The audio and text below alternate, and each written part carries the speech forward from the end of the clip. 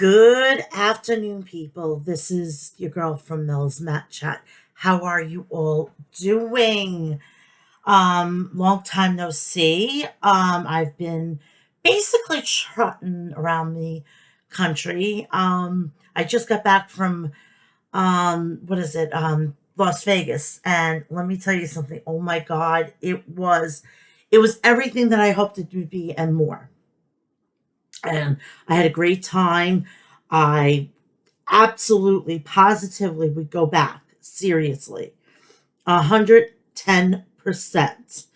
Seriously. Oh, it was amazing.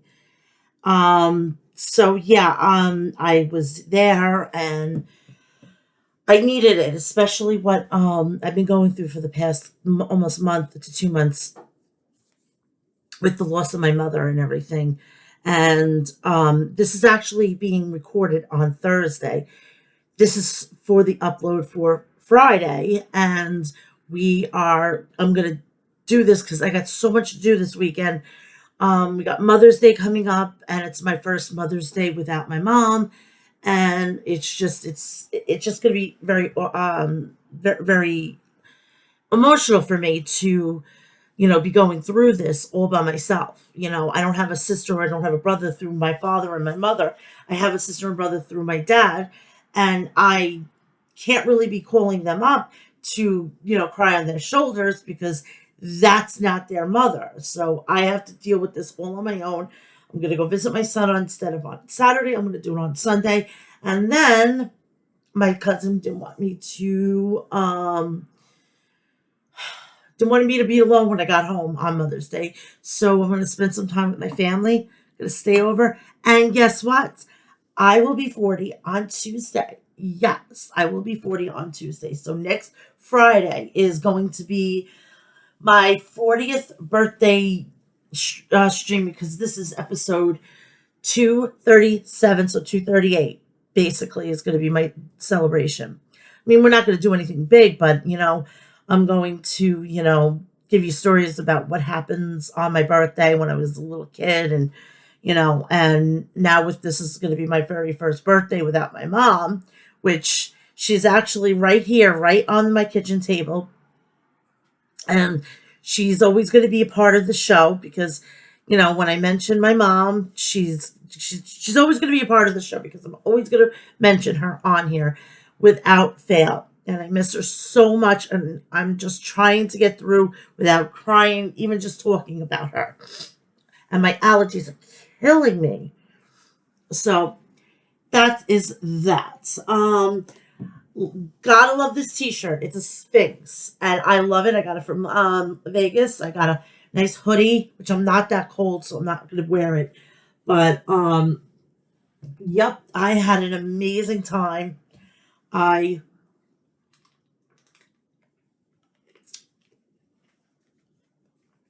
would definitely go back there tomorrow. If somebody calls me up right now and says, "Hey, what are you doing?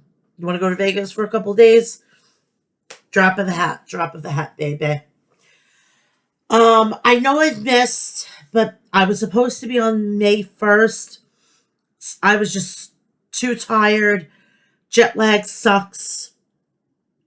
And let me tell you something. I'm quarter Italian. LA, I'm sorry, but your pizzas suck. Your pizza suck.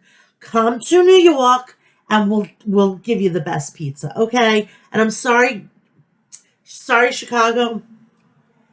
I just like to hold my pizza. If I'm gonna have a deep dish pizza, or I'm gonna have something like that, it's gonna be a lasagna. If I gotta eat a pizza with a knife and fork, that ain't for me. Sorry. So this is episode 236. And I want to say a great thank you. And I should have brought the stuff in, but the new app for the what is it called? The Pro Wrestling TV app that you can find on Google Play and iOS stores sent me a wonderful shirt. Thank you so very much.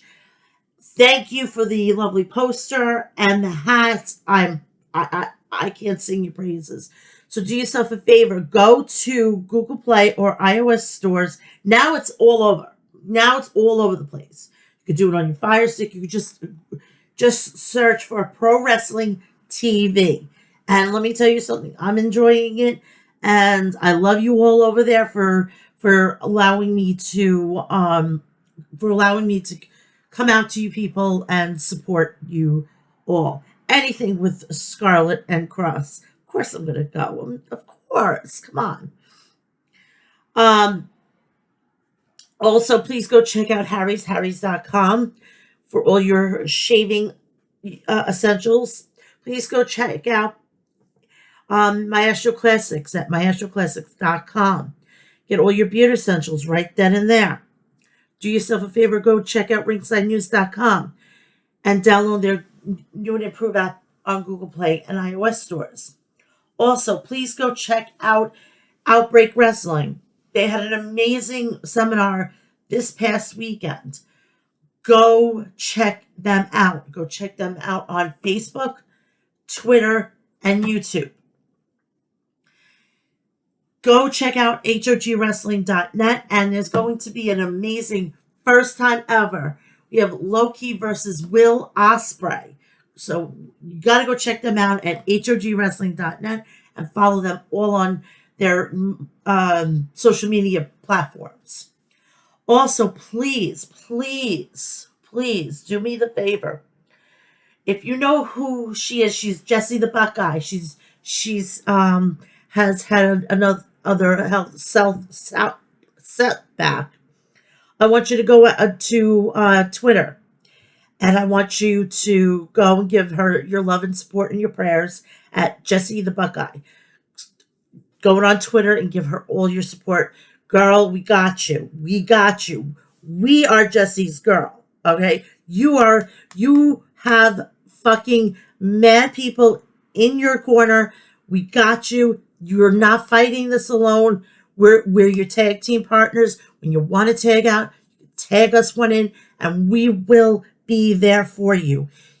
If it's not monetary, it's prayers and whatnot. We can't lose you. No more people dying this year, okay? No more people dying. This is ridiculous. So let's get this party started, okay? This is episode 237 of Mel'S Mat Chat. Let me make sure that my screen's going to stay on for more than like 5 seconds. Okay. We're bringing it back to April 22nd, Rampage. This was taking place at the Peterson's Event Center in Pittsburgh, Pennsylvania. We started off with Owen Hart Foundation Men's Tournament Qualifier match. Adam Cole versus Tomohiro Ishii. We are kicking off here is with a dream match, said Excalibur. Ishii ran into Cole with a running shoulder block, and Cole went outside of the ring to collect his thoughts. Cole came back into the ring, and Ishii leveled him with a chop.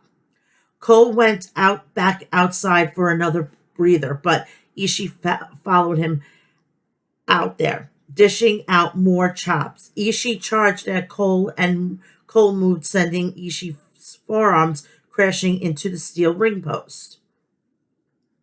Back in the ring, Cole applied a chin lock to Ishii. Cole nailed Ishii with a net breaker. Cole clubbed Tomohiro Ishii with a forearm. He slapped Ishii and called him stupid.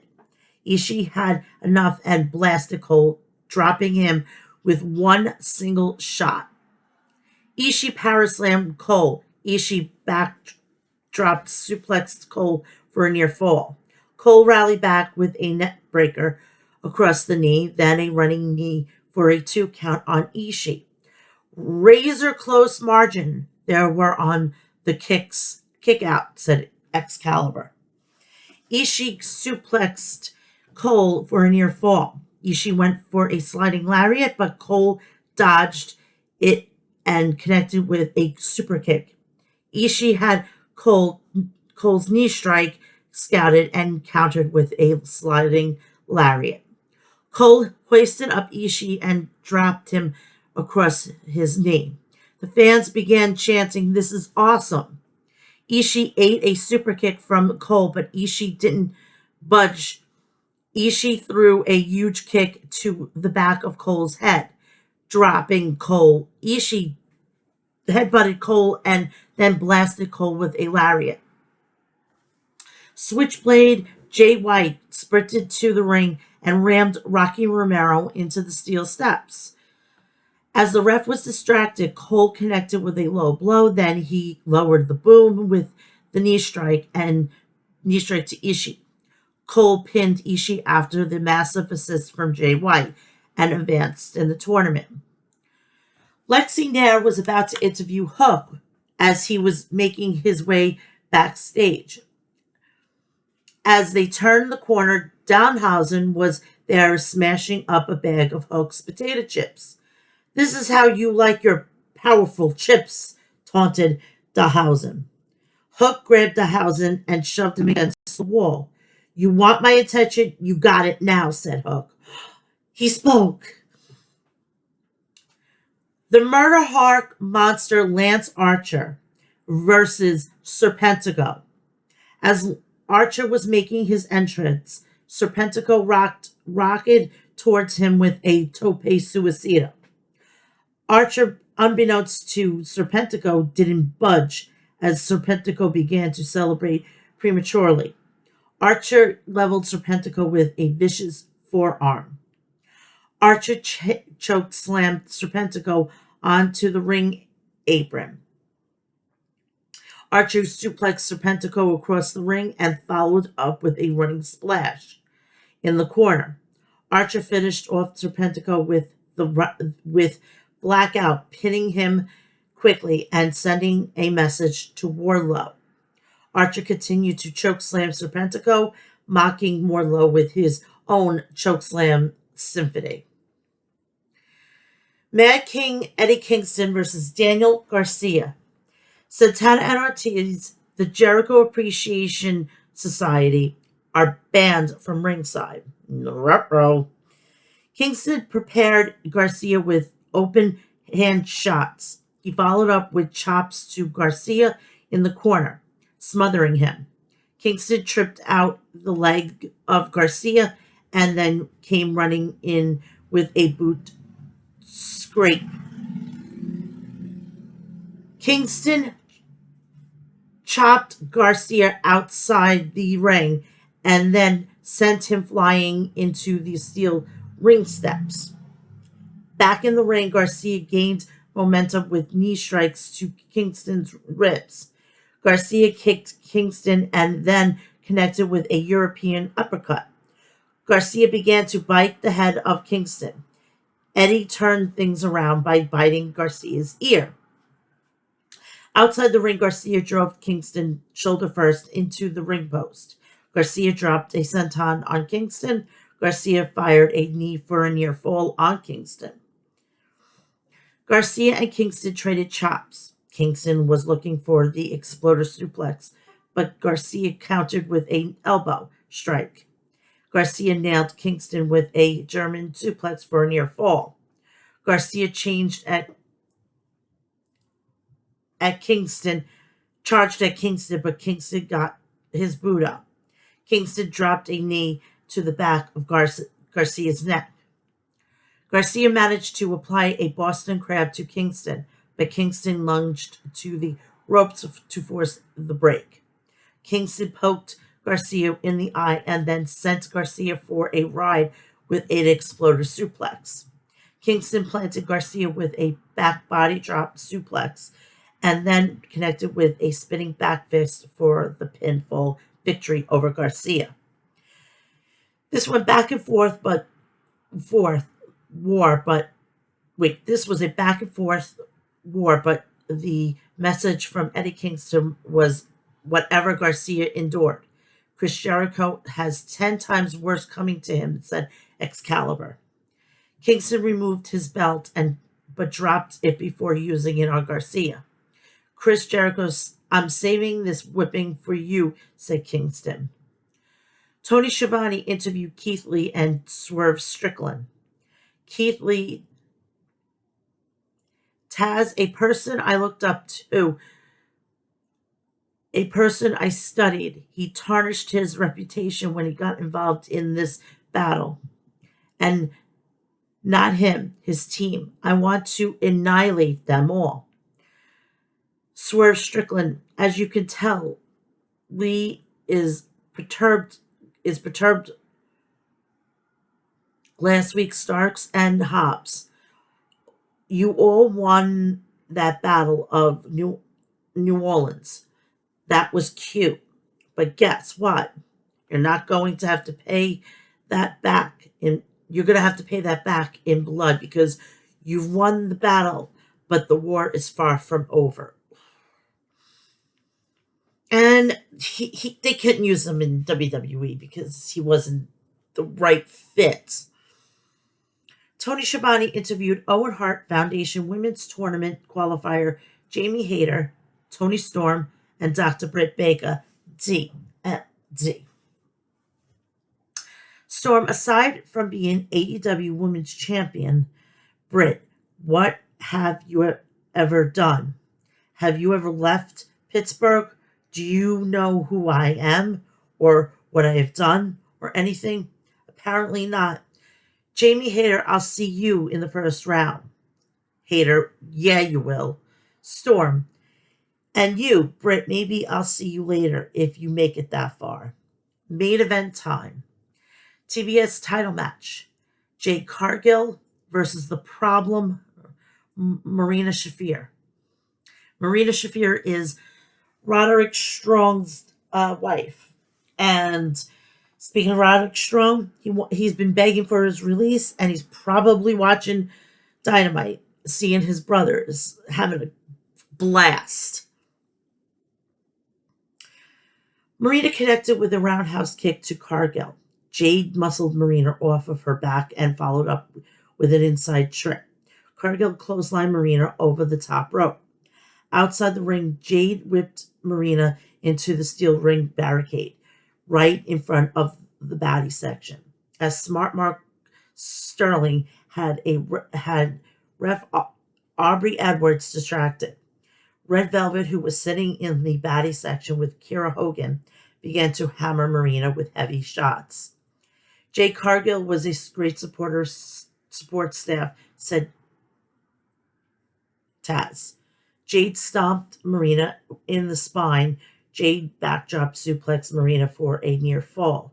Jade started a ground and pound attack, but Marina covered up. Marina kicked at Jade's leg, and Jade's knee buckled. Jade powered out of a guillotine submission hold from Marina with the Eye of the Storm for a near fall. Despite of all Marina's experience in MMA and judo, Jade is just showing she's a different type of athlete tonight, said Excalibur. Marina tossed Jade overhead with a hip throw. Marina was looking for an ankle lock, but transitioned into a knee bar. Jade Cargill is in serious trouble here, said Excalibur. Jade grabbed the bottom rope to force the break. Marina rammed Jade's knee into the steel ring post, smelling blood in the water. Marina kept chopping at the leg of Cargill with swift kicks.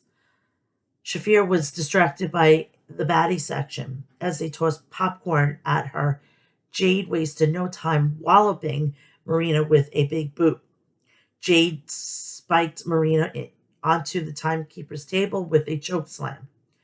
Jade began to pose, but Marina took her down and locked on a heel hook. Jade started to hammer down with her boot across Marina's face, forcing Marina to release her grip. Cargill planted Marina with Jaded and then pinned her. Jade Cargill is not only retains her TBS championship, but improves her record to 30-0 here in All Elite Wrestling, said Excalibur. We have coming up on the Dynamite, which was last week, we have Hikaru Shida versus Serena Deeb in a Philly street fight. The Murder Hawk Monster Lance Archer versus Wardlow. Owen Hart Foundation Tournament qualifier match. Dax Hardwood faces FTR partner Cash Wheeler. TNT champion Sammy Guevara versus Scorpio Sky. The Undisputed Elite versus the Varsity Blondes, Dante Martin and Lee Johnson and Brock Anderson. So we're going to go right into that.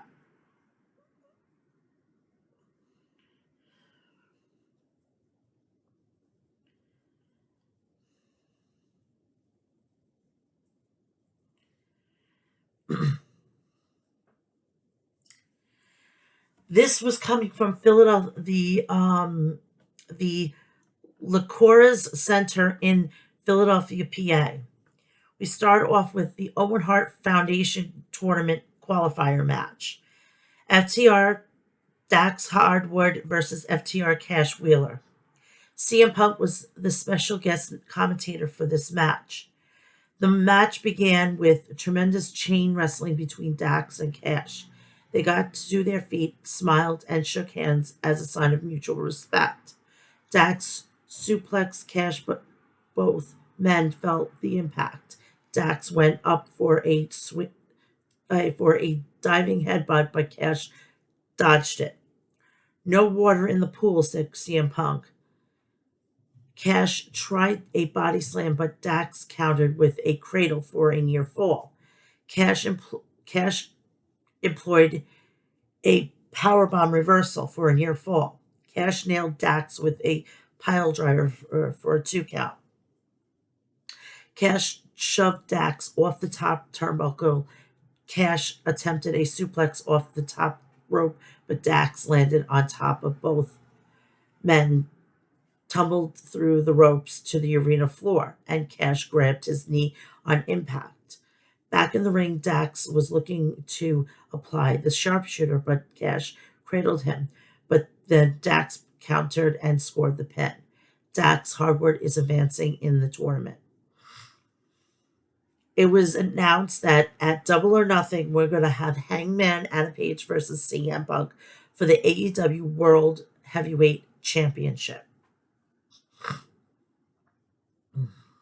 Next match, we have the Blackpool Combat Club, American Dragon, Bryan Danielson, Jon Moxley, and Wheeler Yuta versus QT Marshall, Aaron Solo, and Nick Camarado with Anthony Ogogo.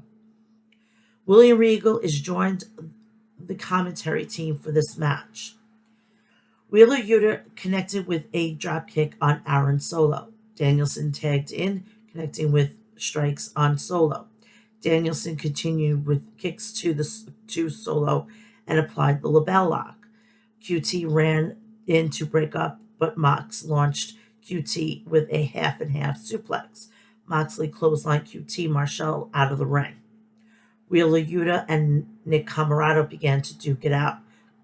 Camarado hurled Yuta halfway across the ring, and then a second time before Yuta slipped out and applied a sleeper. Yuta smashed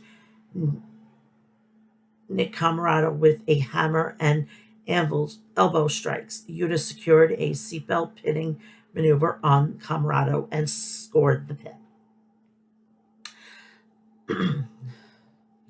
The Murder Hawk Monster Lance Archer versus Wardlow.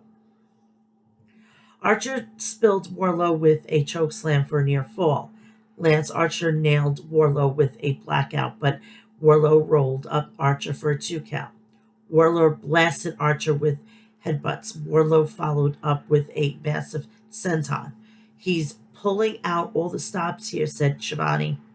Wardlow powerbombed Archer and signaled for the start of the symphony. He is like a wild man, added Shivani. Wardlow hit a third and then a fourth powerbomb on Archer and then pinned the Murder Hawk Monster. That didn't go down the way that MJF wanted to, said Ross, as MJF and Spears looked on in disbelief from a luxury suite in the arena. After the match, the security detail handcuffed Wardlow and escorted him out of the building. Jericho Appreciation Society, Chris Jericho, Jake Hager, Daniel Garcia, Angelo Parker, and Matt Menard, yeah, called out Eddie Kingston and Santana and Ortiz. There was a table and chair set up in the ring. The Jericho Appreciation Society gave their word to Tony Khan that neither group would get physical tonight. Eddie Kingston tossed the chairs on his side of the table out of the ring, channeling Bruiser Brody, whose image he had on his shirt. Jericho wanted an apology from Kingston, Santana and Ortiz for getting them kicked out of the arena last week.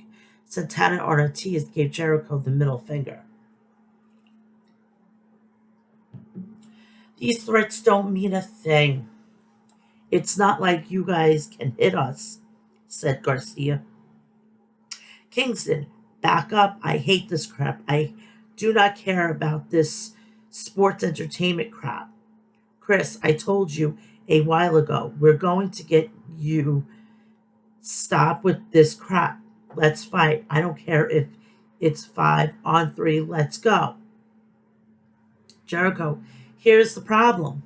Kingston, it is 5-on-3, and you guys aren't smart enough to realize it. So we're going to take you out one by one. Kingston, listen to me now, Chris. Jericho, no company wants you, so stand there and shut up and do what you're told, bitch. Kingston, look in my eyes. When you say I hit in our world, you better be prepared to put a man in the ground. Are you prepared? Nah. Philly Street Fight. Serena Deeb versus Hikaru Shida. Shida ran in with a kendo stick. She swung at Deeb, but Deeb dodged it. They began swinging wild punches at one another. Shida connected with a missile dropkick, knocking Deeb out of the ring. Shida charged with a knee strike to Serena Deeb's rib cage. Shida jumped off the apron with another knee, but Deeb had it targeted and blocked the knee strike with a steel chair. Deeb used a knee breaker on dropped Shida on the steel chair. Deeb tossed a powder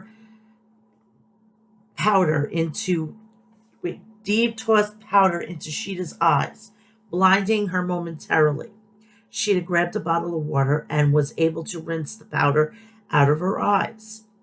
Shida grabbed the kendo stick and began wearing out Deeb's with stiff shots from the kendo stick. Shida tried to knee Deeb, but Deeb countered with the steel chair. Both wrestlers jockeyed for position on the top turnbuckle, but Shida planted Deeb with a falcon arrow for a near fall. The fans chanted, "Holy Shida, Holy Shida, Holy Shida." Hikaru Shida began to choke Deeb with the kendo stick, but Deeb countered with a cradle. Deeb thumbed Shida in the eyes, once again targeting her eyes. Deeb nailed Shida with a Deeb tox on the chair for a 2 count. Deeb was looking for the Serenity Lock, and Shida grabbed the ropes, but there's no rope breaks in this match. Deeb locked on the Texas Cloverleaf, and Hikaru Shida had no choice to tap out. We go backstage. AEW Women's Champion Thunder Rosa was looking out, watching Deeb's score a victory. Lexi Nair was with MJF and Shawn Spears. MJF screamed at her and told her to get out. MJF said he was calm because he had a good plan. He grabbed the phone from Spears and made a call. MJF asked the person on the other end of the line if they wanted to make some quick cash next week. MJF, Warlow, next week you're going up against a man who is smarter than you, bigger than you, and you can't teach that. If nobody knew who the fuck he was talking about, that ain't my problem. The arena lights went black. A spotlight appeared, and Fuego del Sol was unconscious on the stage. The House of Black appeared. Malachi Black tried to remove Fuego's mask. When in the ring, a shrouded Alex Abrahantes stopped them by saying it was sacrilege to move a luchador's mask. The House of Black went into the ring. When out walked Penta Oscuro, the Bastard Pack, and Alex Abrahantes. It was Rey Fenix in the ring under the cape. He blasted Buddy Matthews with a thrust kick. The Death Triangle wiped out the House of Black with a tope suicidas. 10-man tag match. The Undisputed Elite. Oh, they have a new shirt, and I already got it. I'll be wearing it on next week's show. Adam Cole, the Young Bucks, Nick Jackson, Red Dragon, Bobby Fish, Kyle O'Reilly versus Dante Martin, Varsity Blondes, Griff Garrison and Brian Pillman Jr., Lee Johnson, and Brock Anderson. Julie Hart sat on the ring steps, showed no emotion. The Bucks have been in a little bit of a funk since they lost to FTR a few weeks ago, said Excalibur. The Undisputed Elite got the jump start on their opponents. Matt Jackson then isolated Dante Martin. Kyle and Matt tried to double team Dante, but Dante took them both down. The Varsity Blunts tagged in, but they were quickly taken out by a drop kick from Nick Jackson. Bobby Fish suplexed Brock with an exploder. Dante fired back with a springboard dropkick. Lee Johnson wiped out the Young Bucks with springboard of his own. And then Dante followed by taking out the Bucks outside the ring. Nick Jackson flipped from the apron backwards, taking out the Varsity Blondes. He followed up with another dive onto Dante and Lee.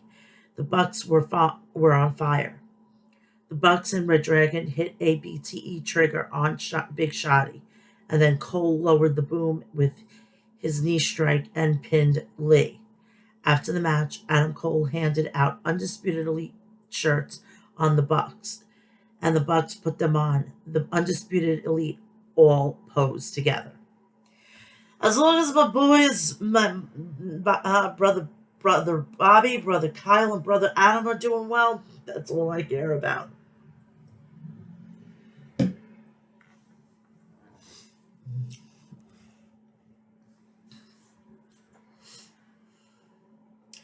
Backstage, the Jericho Appreciation Society had ambushed Kingston, Ortiz, and Santana.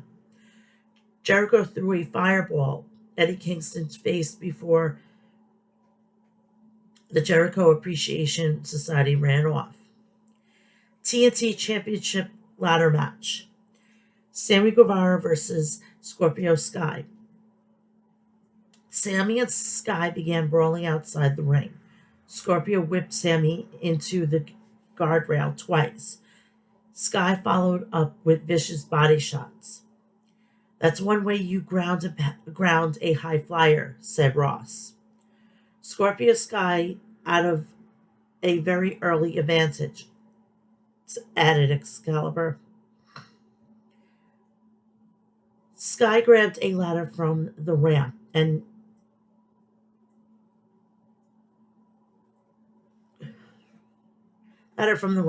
carried it back to the ring. Sammy went for a drop kick,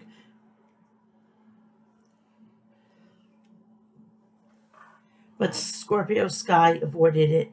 Sammy blocked a suplex attempt from Sky and sent Sky overhead with a German suplex onto the ramp. Sammy catapulted Scorpio, but Scorpio was ready and jumped onto the ladder. Sammy pulled Sky down, and then Sammy began to make the climb. Sammy flipped from the top of the ladder and crashed down onto Scorpio Sky below. That was very awful landing for Sammy, said Excalibur. Sammy jumped from the turnbuckles over a ladder, but Scorpio countered with a TKO cutter from his own ladder.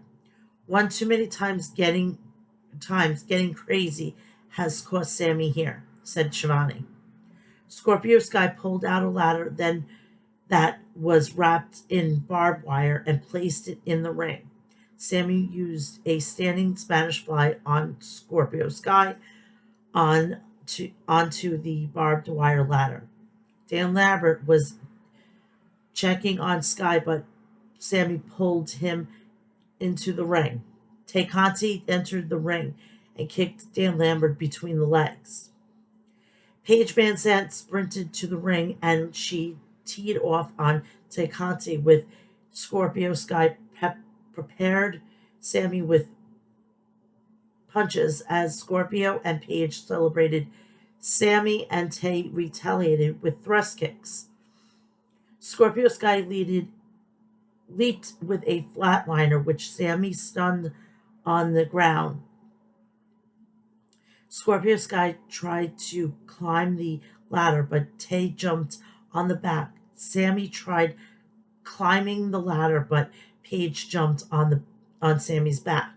Sammy and Scorpio Sky climbed the ladder with the women on their back until Paige and Tay were knocked down one by one another. On the mat, Paige and Tay neutralized one another with thrust kicks. At the top of the ladder, Sammy flipped off Sky, but Sky bit Sammy's finger. Scorpio Sky pushed the ladder and sent Sammy crashing spine first into the barbed wire ladder. Scorpio Sky climbed the ladder and pulled down the TNT title. New champion Scorpio Sky, two-time TNT champion Scorpio Sky, said Excalibur. Frankie Kazarian walked down to the ring and Scorpio Sky smiled at him, acknowledged he keeping his word and defending against Frankie in the future. This past Friday, we had Darby Allin versus Swerve Strickland in a qualifier match for the Owen Hart Foundation tournament. Hook and Danhausen have a face-off. Keith Lee versus Colton Gunn. Ring of Honor World TV Champion Samoa Joe defending his title against Trent Beretta. That I heard that was great.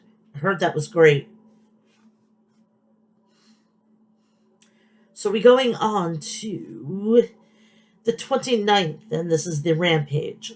And it was at the Lacora Center in Philadelphia, Pennsylvania. We started off with the Owen Hart Foundation Men's Tournament Qualifier. Darby Allin versus Swerve Strickland. Darby and Swerve locked up. Darby grabbed a switch, but Swerve backed him into the turnbuckles. Darby took down Swerve with a wrist lock and followed up with a deep arm drag. I don't like Darby, but I definitely respect his ability between the ropes, said Taz. Swerve jumped over the top rope, but Darby was waiting for him with a stunner. Darby ran into the ring and rocketed back out with a tope suicida, but Swerve had it scouted and connected with a knee strike. Swerve stood on the ring apron and booted Darby, who was still on the arena floor. Back in the ring, Darby locked up Swerve in a knee bar, ankle lock, combination. Swerve got out and suplexed Darby, showing tremendous fluidity. Swerve tried for the Swerve stomp, but Darby dodged it and countered with a code red for near fall. Darby climbed to the top and attempted the coffin drop, but Swerve got his knees up. Swerve jumped and kicked Darby in the skull. Swerve hoisted up Darby and nailed him with a vertical suplex from the ring apron to the arena floor. Darby hasn't moved, said Starks. That's a hard reality when you hit the ground, added Jericho.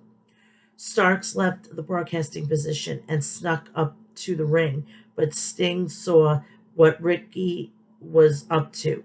Sting forced Ricky to retreat. Darby grabbed a heel pick and pinned Starks out of nowhere. Darby advances in the tournament. Ricky Starks costing Swerve the match, said Excalibur.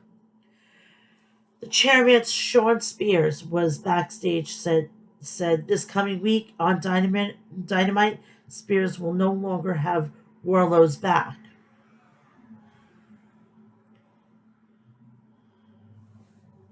This Wednesday, War Piggy goes to slaughter, said Spears. Chris Jericho awarded Chris Jericho Sports Entertainer of the Week to himself for the attack on Eddie Kingston this past Wednesday on Dynamite.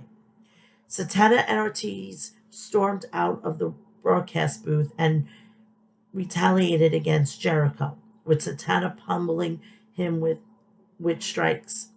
AEW officials ran out, but Ortiz held them back as Santana continued to lay in shots. After the commercial break, Jericho said he'd approached Tony Khan, and this Wednesday on Dynamite, it will be Chris Jericho versus Santana in a match. I said, Eddie Kingston on fire. Just imagine what I'm going to do to you, said Jericho. Trios match. Jade Cargill with Kiera Hogan, Red Velvet versus Sky Blue, Trisha Adora, and Willow Nightingale. Red Velvet rammed Sky Blue into the turnbuckles and began to hit her with body shots. Hogan tagged in and connected with a sliding drop kick. She tried for a leaping leg drop, but Sky moved and landed a nice kick to the side of Hogan's head. Willow charged at Kiera Hogan and pounced on her with a shoulder block, sending and interfering Red Velvet nearly out of the ring. Let me ask you this: when the fuck did Red Velvet turn heel? She was like a baby face. What the fuck? Maybe that's how much I've been paying attention to the fucking women's division in AEW. Do I care? No. Jay got the green hair because green is the color of money, baby, said Taz. Velvet speared Sky Blue while Hogan blasted Trish Adora with a shotgun dropkick. It looks like a rainbow out there, said Chris Jericho. Cargill hoisted up Adora and planted her with a jaded finisher. Cargill scored a victory via pin. Cargill floats over and the baddies are victorious, said Excalibur. Tony Schiavone interviewed Darby Allin and Swerve Strickland backstage. Yo, that's not how I wanted things to end. If you want to go another 5 minutes, we could go another 5 minutes, offered Darby. It ain't anything, bro. I know that wasn't you. You would never do nothing like that. Matter of fact, I'm waiting for you to win the whole tournament for the Pacific Northwest, you know. But now we've got more unfinished business with Starks and Hobbs. I'll have to go call my man, the limitless one, Keith Lee, and get the job done, replied Swerve. Limitless Keith Lee versus Colton Gunn. Gunn has his hands full tonight with Lee, said Taz. Keith Lee and Colton Gunn lock up, and Lee forced Gunn right into the turnbuckles. Gunn shoved Lee, and Lee was a little surprised by the puckerish nature of Gunn. Keith Lee connected with body shots and then a double overhand chop to Gunn. Austin interfered from the outside and tried to batter Keith Lee, but Lee shrugged him off. Lee face palmed Gunn and dropped him to the mat. Lee knocked down a clothesline attempt from Gunn. Keith Lee hurled Gunn halfway across the ring.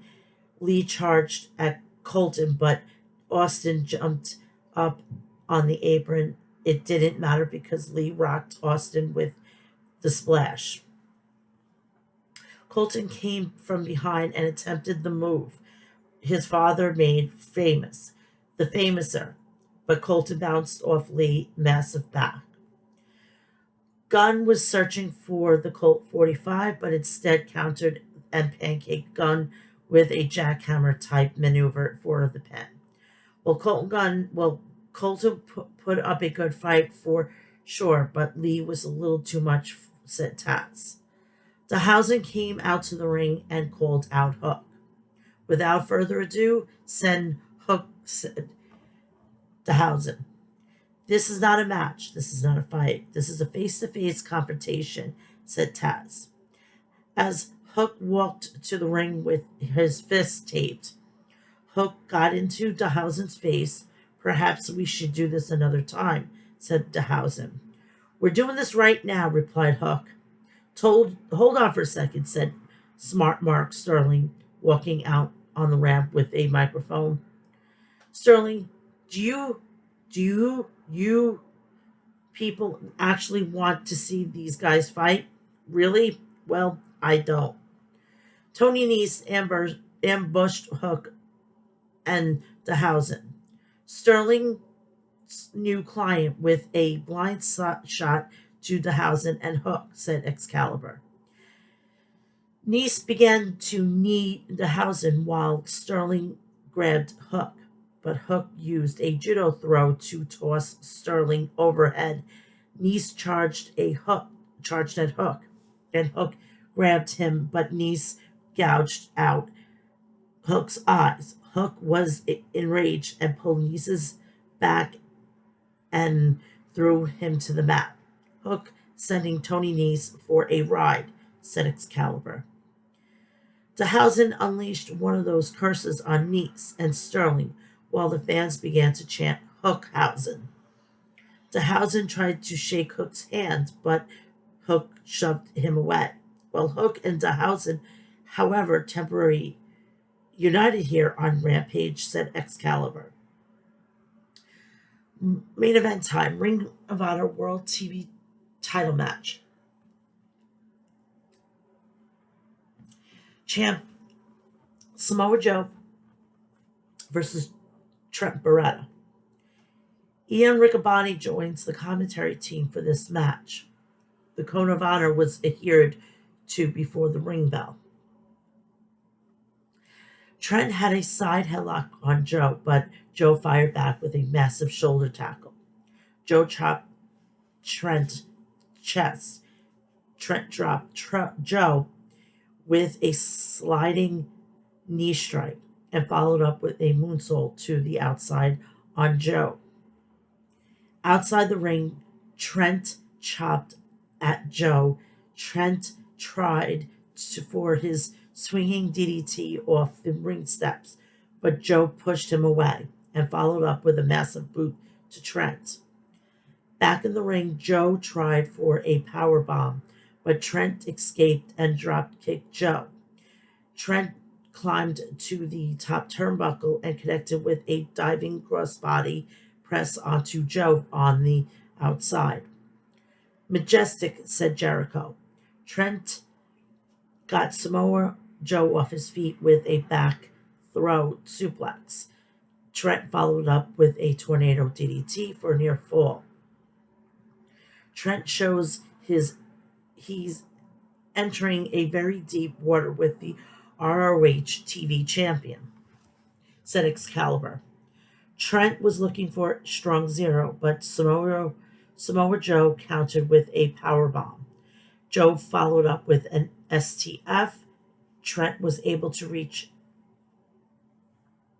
the ropes with his legs, forcing the ref to break the submission. Trent got to his feet and slapped Joe, but Joe fired back, leveling Trent with a lariat. Joe picked up Trent for the muscle buster, but Trent countered with a sunset flip for a near fall. Samoa Joe locked in a rear choke, and Trent was out, the ref calling off the match. Samoa Joe retains the Ring of Honor World Television Champion, said Excalibur. After the match, Tony Schiavone entered the ring to interview Joe. Samoa Joe was cut off by Jay Lethal's music. Lethal, Sanjay Dutt, and Satnam Singh walked out onto the stage. Satnam is ready to fight, said Taz. Orange Cassidy confronted Satnam, but Lethal wiped out Cassidy. Lethal jumped into the ring, and he and Samoa Joe began to brawl. Lots of bad history here, said Taz. The AEW official tried their best to separate Lethal and Joe as Rampage went off the air. This past Wednesday, we had Bobby Fish versus Jeff Hardy in a qualifying match for the Owen Hart tournament. The Owen Hart Foundation tournament. Wardlow versus MJF's mystery opponent. ROH Women's Championship unification match. Deonna Purrazzo versus Mercedes Martinez. AFO's The Butcher, The Blade, and Angelico versus Blackpool Combat Club. Chris Jericho versus Santana in a grudge match. And that is basically it with that situation. Let's get on to that, and then we can get into WWE. Speaking of that, I will be live this Saturday to do preview and predictions for, not live, I'm going to be recording it, and I'm going to be uploading it on Mother's Day at 2 p.m. I will not be going live on Monday because I'm not going to be here, but you're going to get my thoughts and everything on Tuesday or Wednesday, whenever I can get home and whenever I can sit down and do it. You'll get to hear it. You know what? Screw it. I'm going to just give you my thoughts on Friday because it's a bullshit fucking goddamn rehashery type fucking pay-per-view. And you know what? I got better things to do.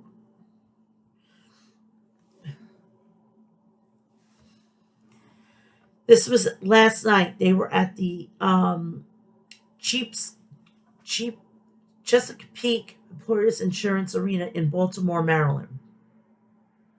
We started off with Owen Hart Foundation men's tournament qualifier match. Bobby Fish versus Jeff Hardy. The Undisputed Elite, Adam Cole, Bay joined commentary team for this match. This is Jeff Hardy's first singles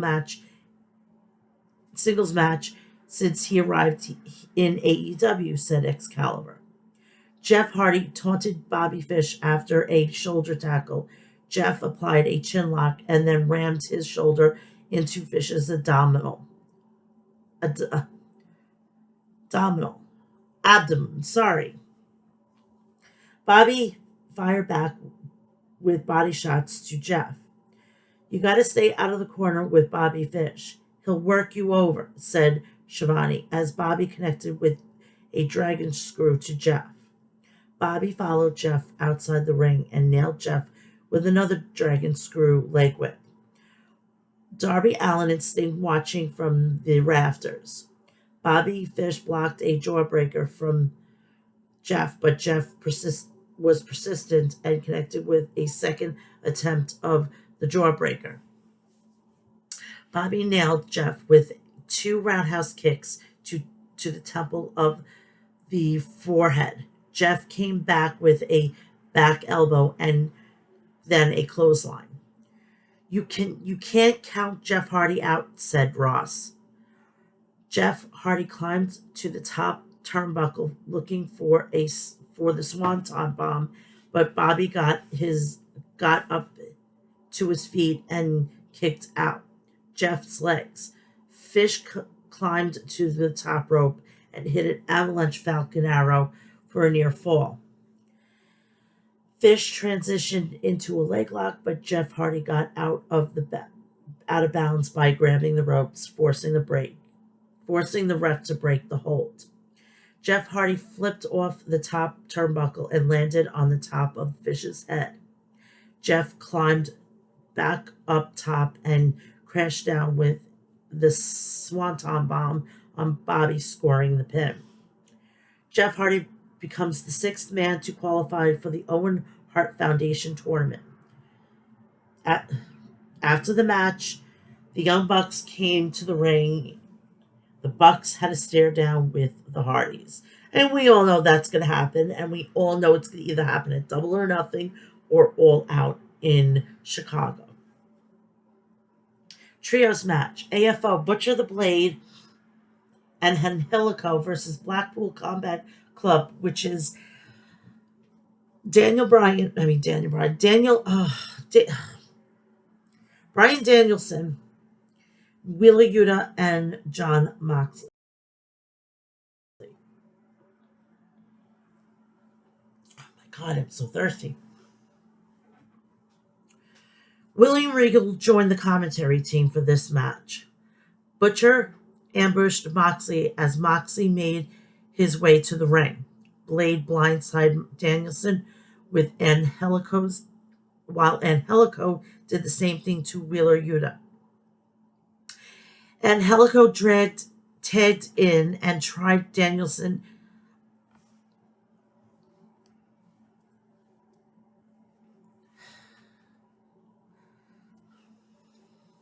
Hold on.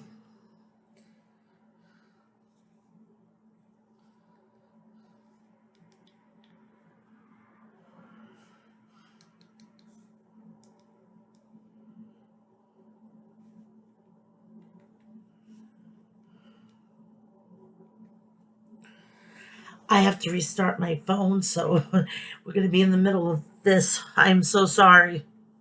This is a good time that we could put a pause on this for a second and give me a chance to go and, give me something to drink. Give me 1 second.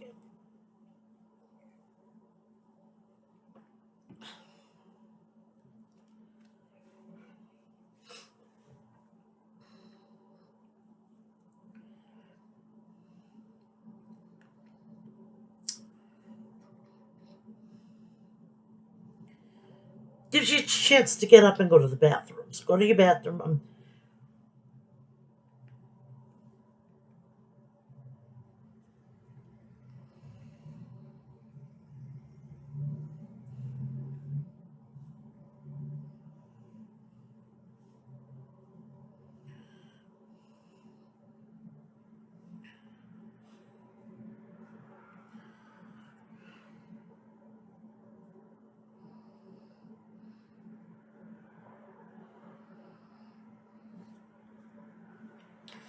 Okay, we're going to resume your regular scheduling programming. Oh, Lord, have mercy today.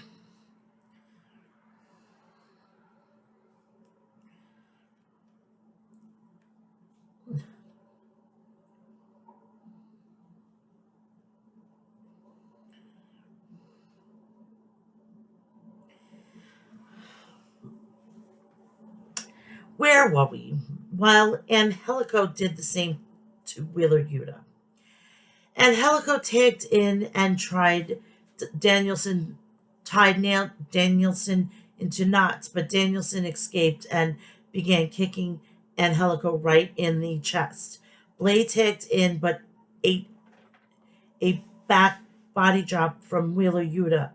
Butcher made a blind tag and hit a low crossbody on Wheeler Yuta, followed by a snap suplex. Wheeler Yuta hit a German suplex on Butcher with a pinpoint accuracy. Mox tagged in and cleaned house on the Blade, knocking him out of the ring with a lariat. Moxley tossed the Blade all over the ringside. Back in the ring, Moxley blasted Blade with a cutter, and Helico tagged in and connected with a roundhouse kick on Mox. But Mox wasted no time with a big time lariat. Denhausen tagged in and used a dropkick and began stomping on Helico's head. Danielson looked locked in the triangle sleeper and made Angelico tap. It's a beautiful brutality, said William Regal. Is there any trio hotter than the Blackpool Combat Club? Wondered Excalibur. Tony Schiavone was backstage with FTW champ Absolute Ricky Starks and Powerhouse Hobbs. AEW Tag Team Champions Jurassic Express interrupted the interview. Jungle Boy said before Jurassic Express gave them a chance at the titles, Ricky Starks should defend his FTW championship against him. Ricky Starks agreed, and next week on Dynamite, it will be Starks against Jungle Boy for the FTW championship, which I'm going to be very happy about. I want to see these two go at it. Tony Schiavone interviewed Keith Lee and Swerve Strickland.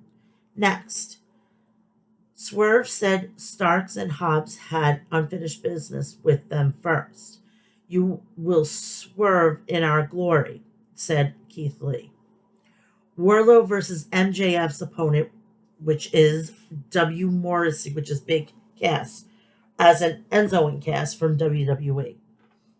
Wardlow was brought to the ring in handcuffs, surrounded by AEW security personnel under the terms of MJF's contract. MJF came out with Sean Spears. MJF cut my music. Wardlow, I'm not staying out here because I can't stand to look at these disgusting pigs for one more second. But you should be terrified of the man who was about to come through that curtain. MJF introduced W. Morrissey. Morrissey and Wardlow locked up with a collar elbow tie-up. Wardlow slipped under and then muscled Morrissey into the corner. Morrissey retaliated with a big knee strike and then sledgehammer blows to Wardlow. Morrissey splashed Wardlow in the corner, but Wardlow followed Morrissey back.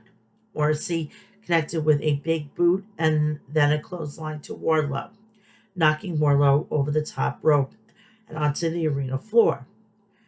Morrissey reversed Wardlow and whipped him into the steel ring post. He slammed Wardlow's head onto the ring apron. Wow, Wardlow being manhandled like we've not seen, said Ross. Wardlow got to his feet and struck Morrissey with the right hand. Morrissey dropped Wardlow with a Bossman slam. Wardlow began again finding himself on the mat. Morrissey standing over him, said Excalibur. Wardlow moonsault off the top rope, knocking Morrissey down and then landing on his own 2 feet. Wardlow powerbombed Morrissey and pinned him. 1, 2, 3.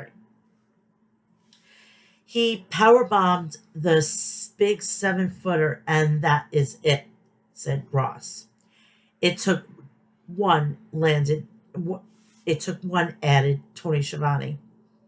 Security tried to handcuff Wardlow after the match, but Wardlow knocked them out of the ring. MJF and Sean Spears ordered more security personnel into the ring, but Wardlow chopped them down too. Wardlow grabbed the microphone and demanded to be released from his contract. MJF, you want to be released? How would you feel if me and you had a little match, and if you win, I'll let you out of your contract? Hey, Wardlow, you're on, but I got a couple of conditions, buddy. I will give you those conditions in a contract signing that will happen in the most magical place the world known as Long Island, New York. Baby, I'm sorry, I'm from New York. I'm from Long Island. I will gladly make a smile, even though I can't stand what's going on here. But I will gladly, because I am somewhat proud that I'm from Long Island, New York. More so Nassau County, New York. I'm really proud of that. And if you know my views, if you go through my social media, you'll understand why. And that's where they're going to be signing the contract next week at the UBS Arena in Belmont. Which, oh my God, it is gorgeous. Oh, it's a sight to behold. Tony Schiavone was in the ring to interview AEW World Champion Hangman Adam Page. Page, it it'd be real easy for me to come out here for me to say how much I love CM Punk, how much I respect him, and how much I look forward to shaking his hand in this ring and standing across from him at Double or Nothing. And it'd be real easy to tell him how much I'm looking forward to having an all-time classic for the AEW Championship. It'd be real easy, but that's not going to happen. That is my sink. Sorry, people. I'm not editing it. This is what it does. I can't do anything about it. At Double or Nothing, there will be no handshake. I'm going to destroy CM Punk. I hate to be the bearer of bad news. Where's Wade Barrett when you need him?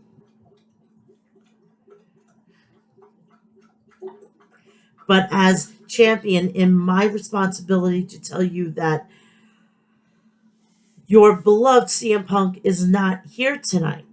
I'd say he's off filming another TV show. It isn't that ironic. Punk, wherever you are, I want you to listen. I'm going to embarrass you. You said you want to fight. It's going to be the fight of your life.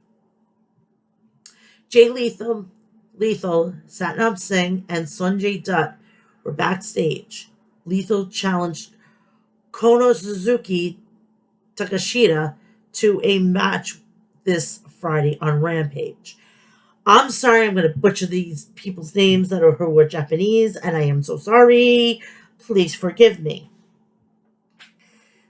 The Wizard, Chris Jericho, versus Santana. Santana wasted no time and struck first as Jericho was making his entrance. Jericho pulled the steel ring steps, but Jericho grabbed Santana and was about to hit him with the TV cameras. Santana flipped off Jericho and then beat him down with a pump kick. Matt grabbed Santana's boot, but Ortiz kept him at bay. Jericho drop kicked Santana, knocking him onto the steel ring steps. Santana rallied back with the three amigos suplexes to Jericho. Santana was looking for a frog splash, but Jericho met Santana up top. Santana headbutt Jericho, knocking him down, and followed up with the frog splash for a near fall. Jericho applied the walls of Jericho, but Santana made the crawl to the ropes. Santana cradled Jericho for a near fall. Santana and Jericho traded chops. Santana connected with a stunner on Jericho. Now you regroup and don't overreact, Santana, said Jim Ross. Angelico tried to use the baseball bat, but Ortiz grabbed it away from him. Santana connected with a discus lariat for a near fall. Santana blasted Jericho in the corner with a huge cannonball. As the ref was distracted by Matt on the apron, Jericho used a low blow and then the Judas effect to pin Santana. The Jericho Appreciation Society attacked Santana and Ortiz after the match like a pack of dogs. Kingston wasn't there tonight because of the burns he suffered last week at the hands of the Wizard, Chris Jericho.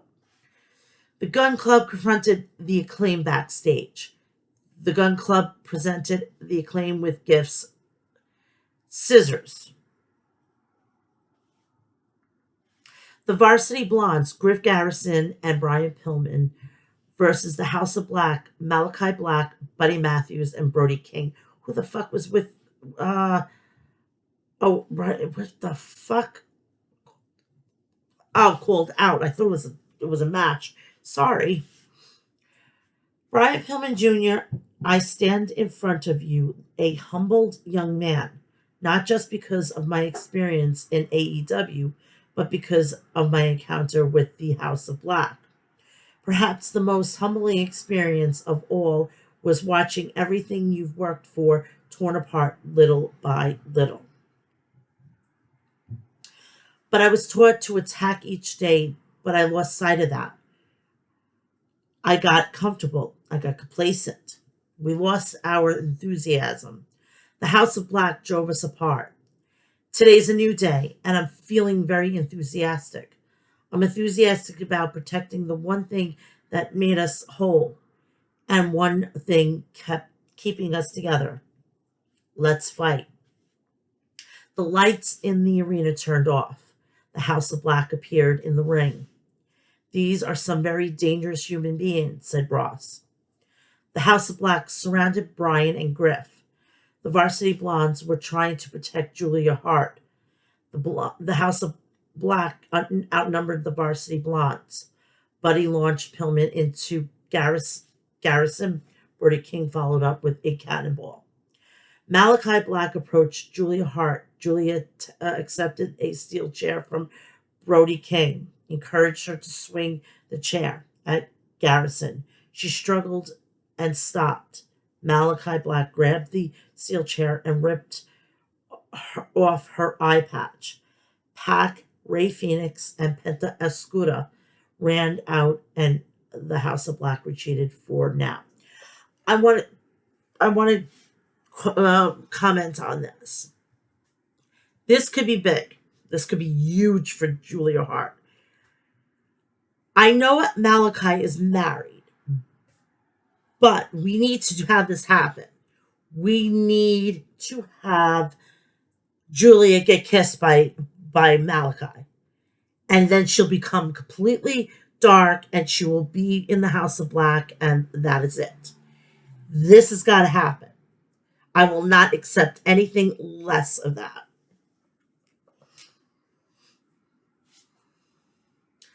Owen Hart Foundation Men's Tournament Qualifier. Dante Martin versus Ray Phoenix.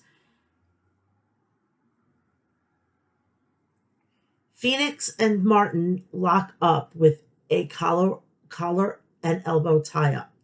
Ray nearly decapitated Dante with a dropkick.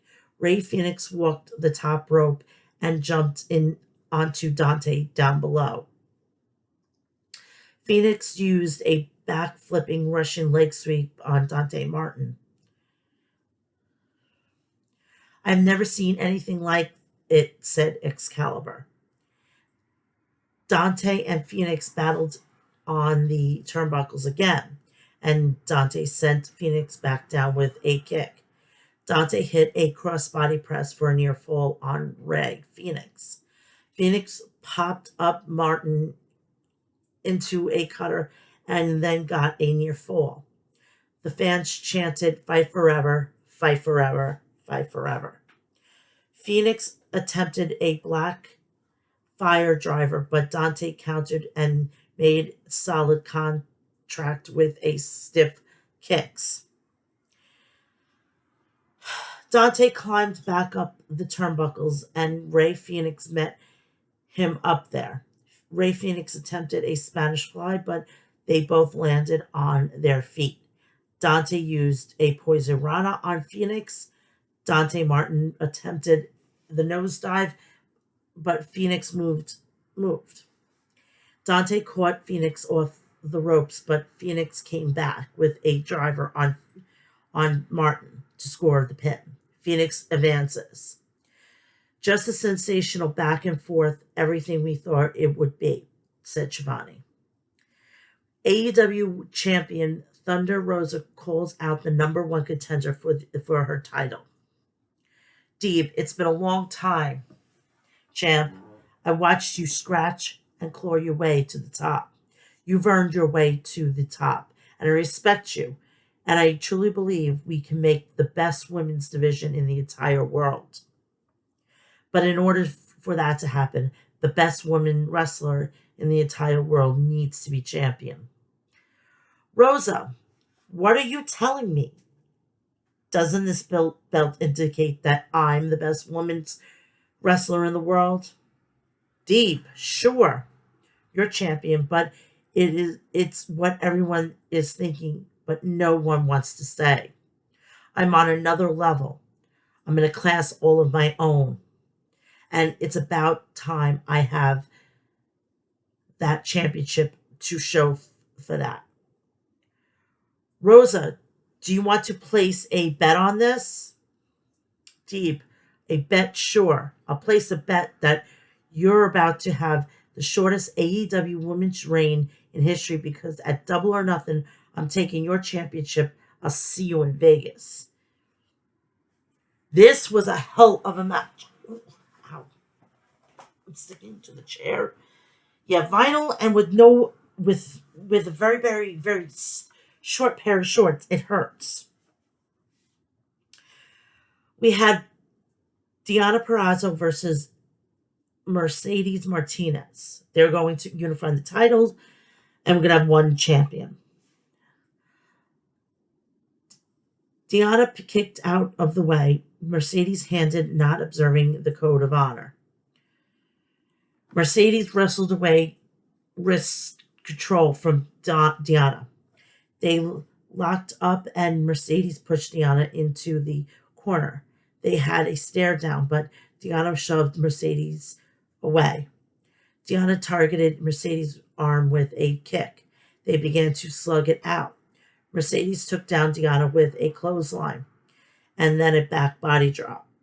Mercedes connected with a high running boot to Deonna in the corner for a near fall. Textbook cover there by Mercedes, said Excalibur. That right arm of Mercedes is having some issues, noticed Ross. Deonna used a moonsault press for a near fall on Mercedes. Mercedes came back with a fisherman buster. Deonna turned Mercedes inside out for a near fall. Deonna was looking for the arm bar, but Mercedes cradled her for a near fall. Deonna climbed to the top, but Mercedes planted her with a curb stomp. Mercedes was reaching back and locked in a dragon sleeper, and Deonna tapped up. The undisputed Ring of Honor Women's Champion is Mercedes Martinez. We have for this Friday's Rampage, which is at 5:30 p.m. Eastern Standard Time, 4:30 Central Time, 3:30 Mountain Time, 2:30 Pacific Time. We have the Owen Hart Foundation Women's Tournament Qualifier. Yuka Sakazaki versus Rio.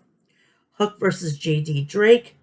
Jamie Hayter and Dr. Britt Baker, DMD, versus Ruby Soho and Tony Storm. Jay Lethal versus Kono Suzuki, Takashita. So this is going to be really good. It's going to be on at 5:30. So whatever you're doing, get your dinner, park yourself in front of the television or your computer or your tablet or your phone, wherever the fuck you're watching in, and enjoy yourself. It's going to be a great little hour of wrestling.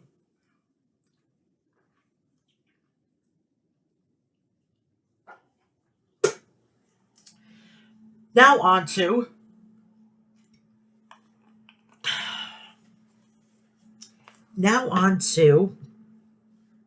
WWE. I know. Dreadful, I know. Dreadful, I know. I gotta take this out for a second. My ear is so bad today.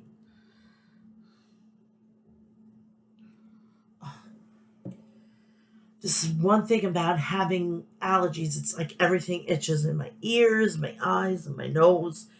Forget about my throat.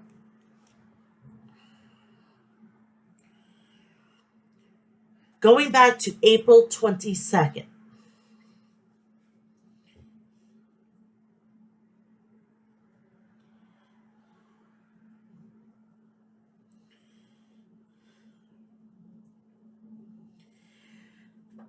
April 22nd's edition of SmackDown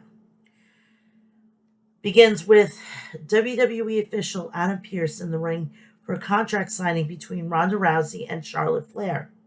Pearce welcomes the crowd to SmackDown and introduces the SmackDown Women's Champion Charlotte Flair. After a video package recapping Charlotte Flair's actions from last week, Ronda Rousey then makes her entrance and gets in the ring. Drew Gulak runs out to the ring with the contract in hand and hands it to Pearce as Gulak says he's prepared a special PowerPoint presentation for the match. Charlotte berates Gulak on the mic, and Rousey calls Charlotte on out on it as the crowd begins to chant "You tapped out" to the Charlotte to Charlotte. Charlotte goes over various ways she could force Rousey to say "I quit" in their upcoming match, but however it ends, she's always finds a way to win, and Charlotte signs the contract. Rousey says that no ref is going to pull her off Charlotte, and nobody is going to be there to save Charlotte. Charlotte immediately flips over the table and attacks Rousey. This reminded me of Brock Lesnar and what is it called? And what is his name? Seth Rollins. When Seth Rollins was facing Brock Lesnar.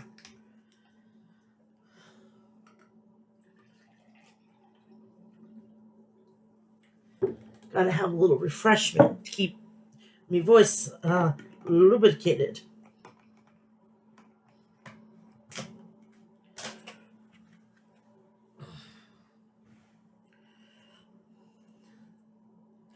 Rousey flips over the table and attacks Rousey with a kendo stick planted underneath the table.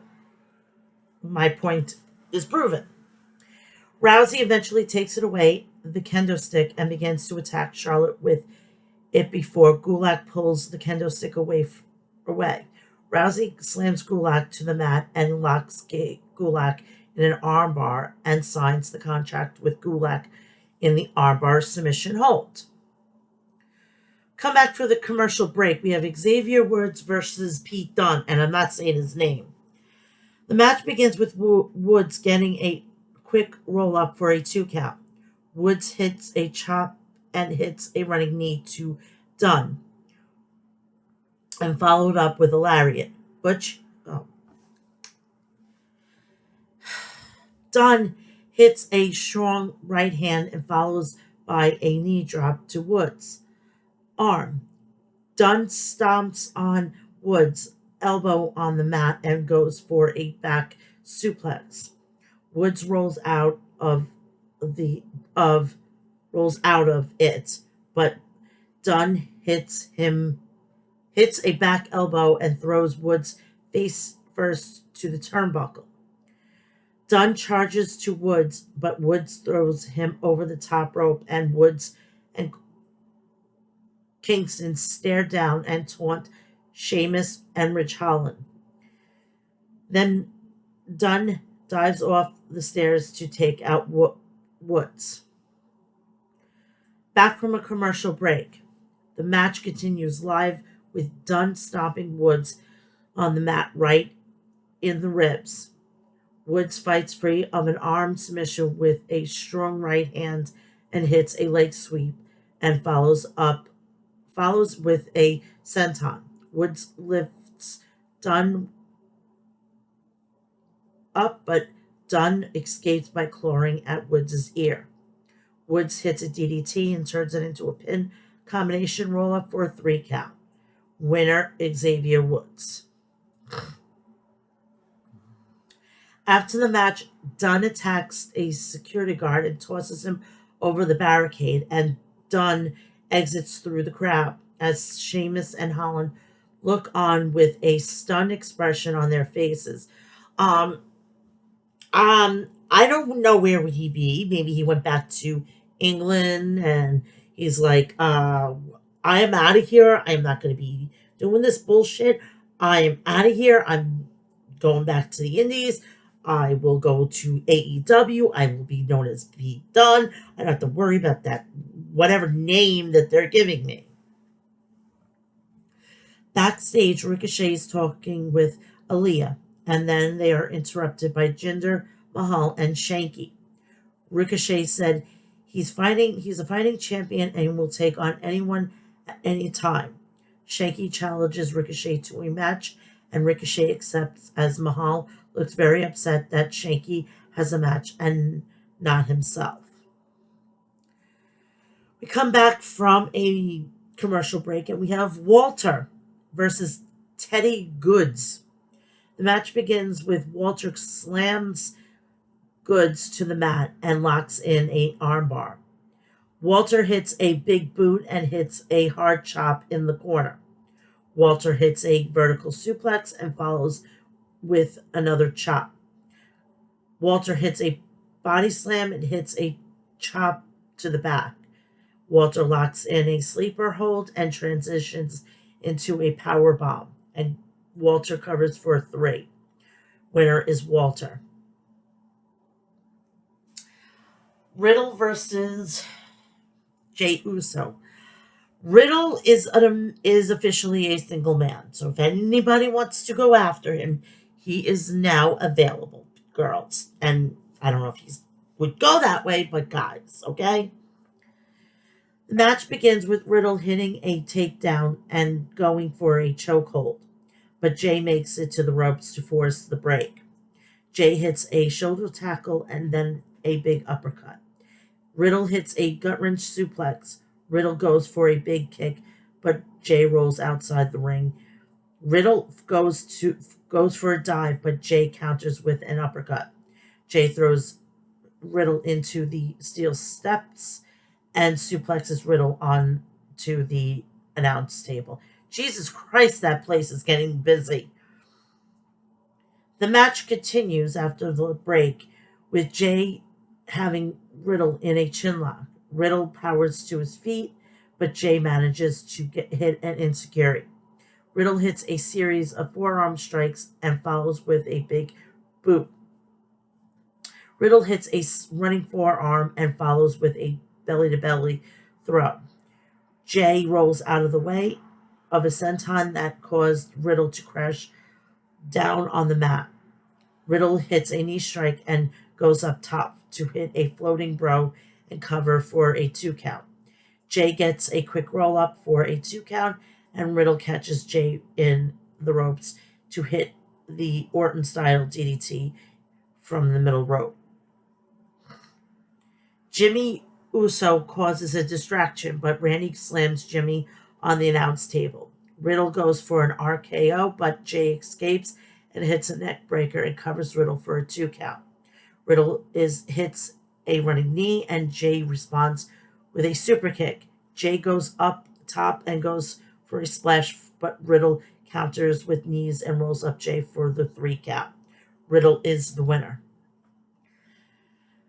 We go to a commercial break, and coming back, we have the WWE Women's Tag Team Champions, Sasha Banks and Naomi, in the ring being interviewed by Kayla Braxton. Naomi says they are just getting started, and Banks says that Naomi has had her back since day one. Because Naomi wants to be in the bloodline. She's got every right to be in that bloodline.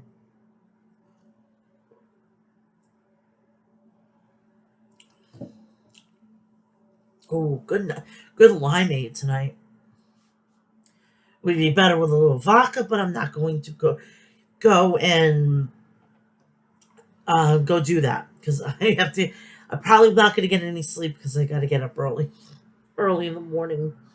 My Banks and Naomi are interrupted by Natalia and Shayna Baszler making their way out to the ring. Natalia says Banks seems to be forgetting about, about the team they didn't beat at WrestleMania. Baszler shoves Banks to the ground, and Naomi holds Banks back, and Naomi calls out Baszler and to try and take the titles from them. We come back from a commercial break. We have Madcap Moss versus Angel. The match begins with a lockup and Moss backing Angel into the corner. Angel hits a cheap shot as the ref separates the two men from the corner. Moss hits a big shoulder tackle and throws Angel up over the top rope. Humberto grabs Moss's leg and rolls back in the ring, allowing Angel to gain momentum. With a kick, Moss catches Angel in mid-air and hits a fallaway slam.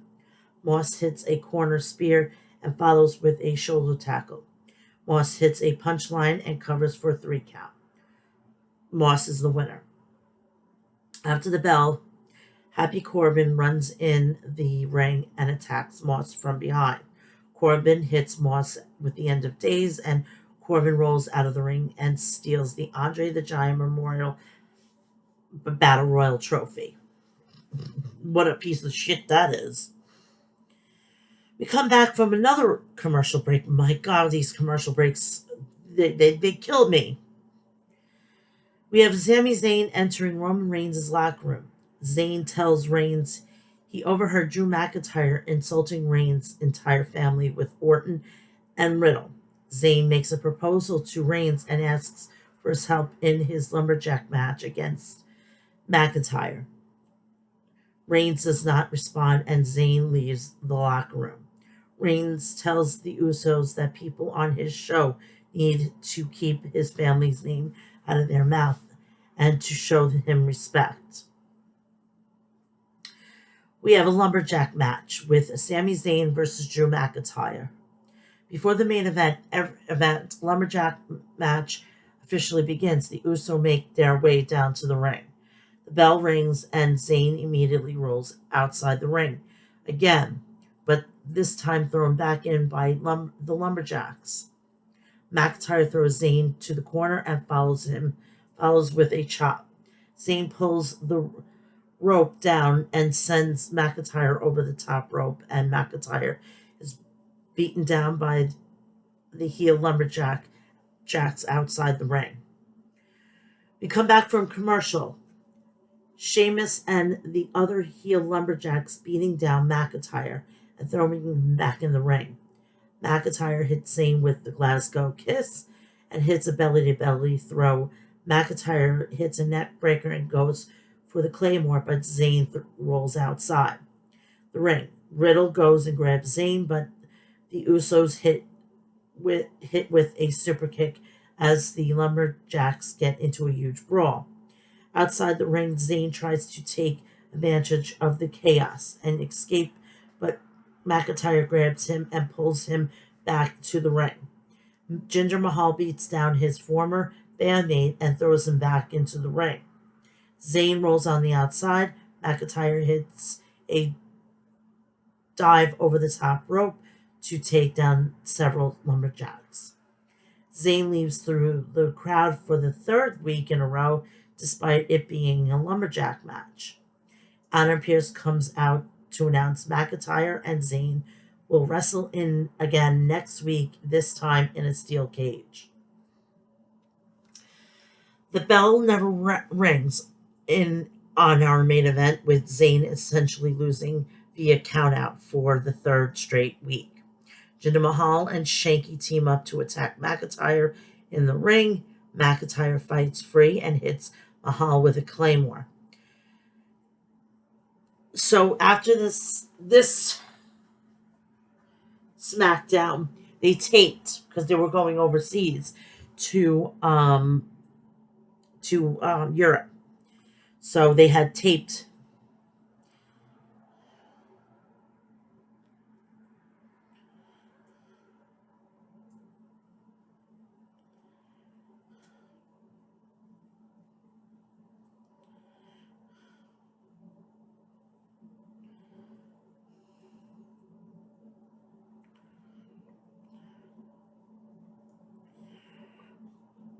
Monday Night Raw for April 25th.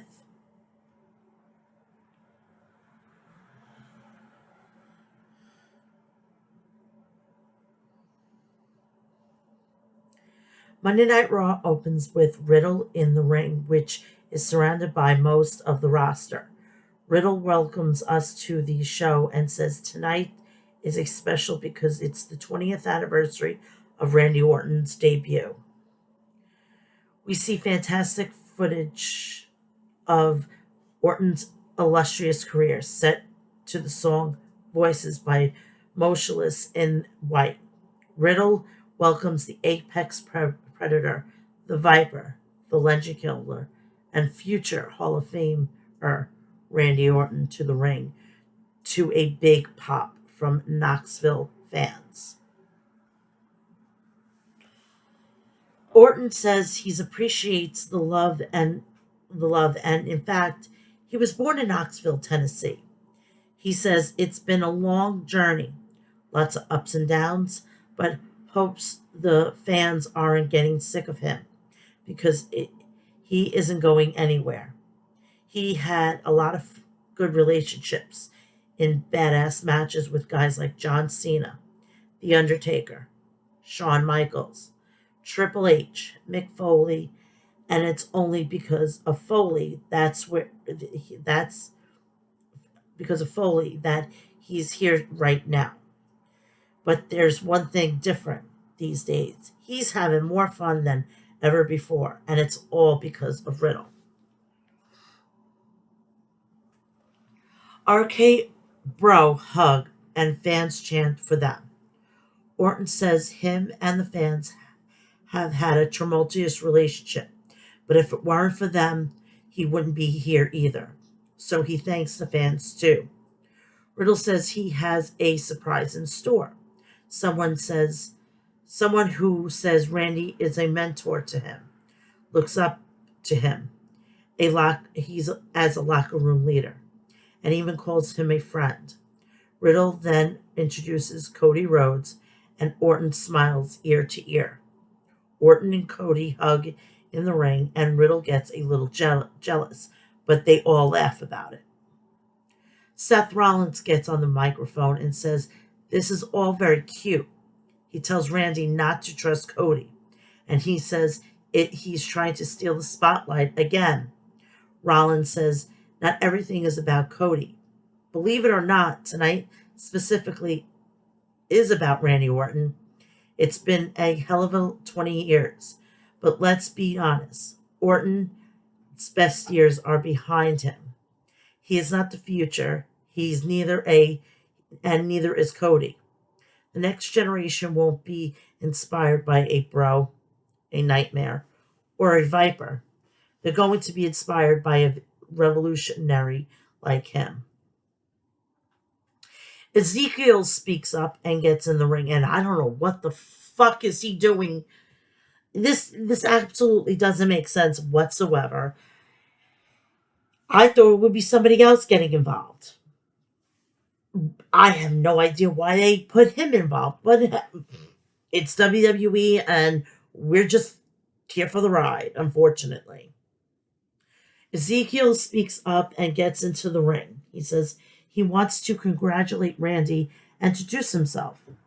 He says he can never forget him and his brother Elias watching Orton on TV. Kevin Owens comes through the crowd and screams that Ezekiel is a liar. He speaks like Elias. He looks like Elias because he is Elias. He says Ezekiel is a disgusting piece of trash, and he's going to figure out how he faked the lie detector test. Owen is losing it, and out comes the Usos. Jay says there were 15 watching Randy Orton on TV, and they have a favorite moment for Orton's career when they beat him and Riddle at WrestleMania Backlash. Doing that will solidify their legacy as the greatest tag team of all times because they are the ones. Adam Pearce comes out and says the Usos will be in action tonight, teaming with Seth Rollins, and Kevin Owens to face RK Bro, Ezekiel, and Cody Rhodes. All 8 men began arguing, and Owen punches Ezekiel, but Orton RKO's him, and the heels backtrack. We come back. We have a Raw Women's Championship match.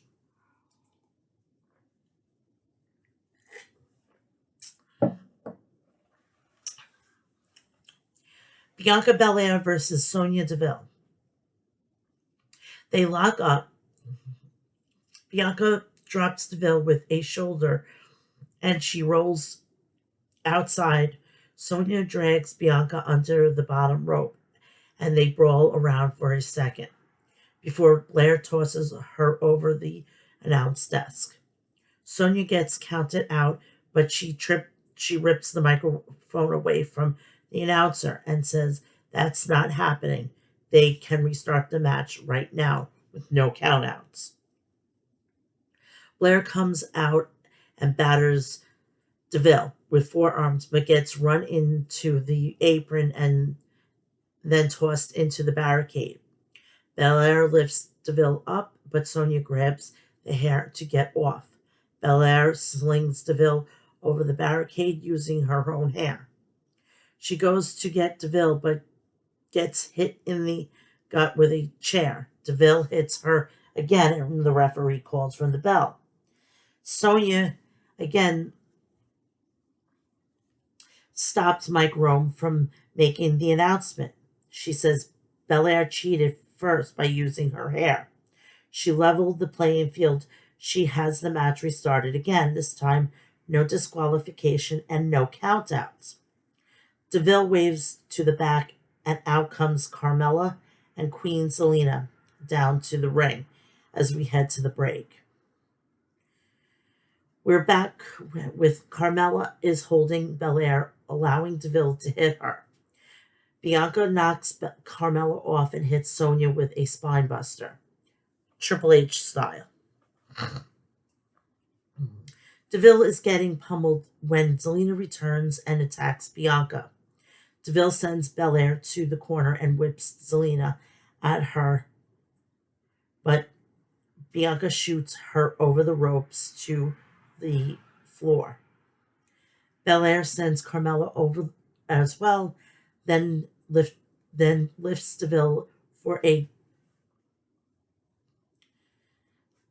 glam slam, but Sonya rolls through and Bianca is sent into the buckles. Deville grabs a steel chair and hits Belair with a DDT on to it for a 2 count. Vega wedges a chair between the turnbuckles, and Deville tries to run Belair into it, but gets the tables turned. Belair hits both Vega and Carmella, then hits Deville with a KOD for the win. Next time, I gotta make sure I sit on a pillow. Winner, Bianca Belair. After the match, Belair smiles, dances, and swings her hair around as if she didn't just get face planted on the steel chair. Sonya Deville retreats up the ramp and looks angry. We got back from a commercial break. Carmella and Zelina are arguing backstage, and Deville rushes up and tells them to shut up. She says they failed tonight, so they are not getting a shot at the tag team titles. Zelina yells that she's going back on her word, but Deville slaps her across the face. Carmella looks to slap Sonya, but Deville reminds her she's an official, then slaps Carmella as well. Edge and Damian Priest are in their throne room. Edge says that upon his mountain of omnipotence, they look down upon anyone like AJ Styles and Finn Balor. I think this is, wait a second, hold on.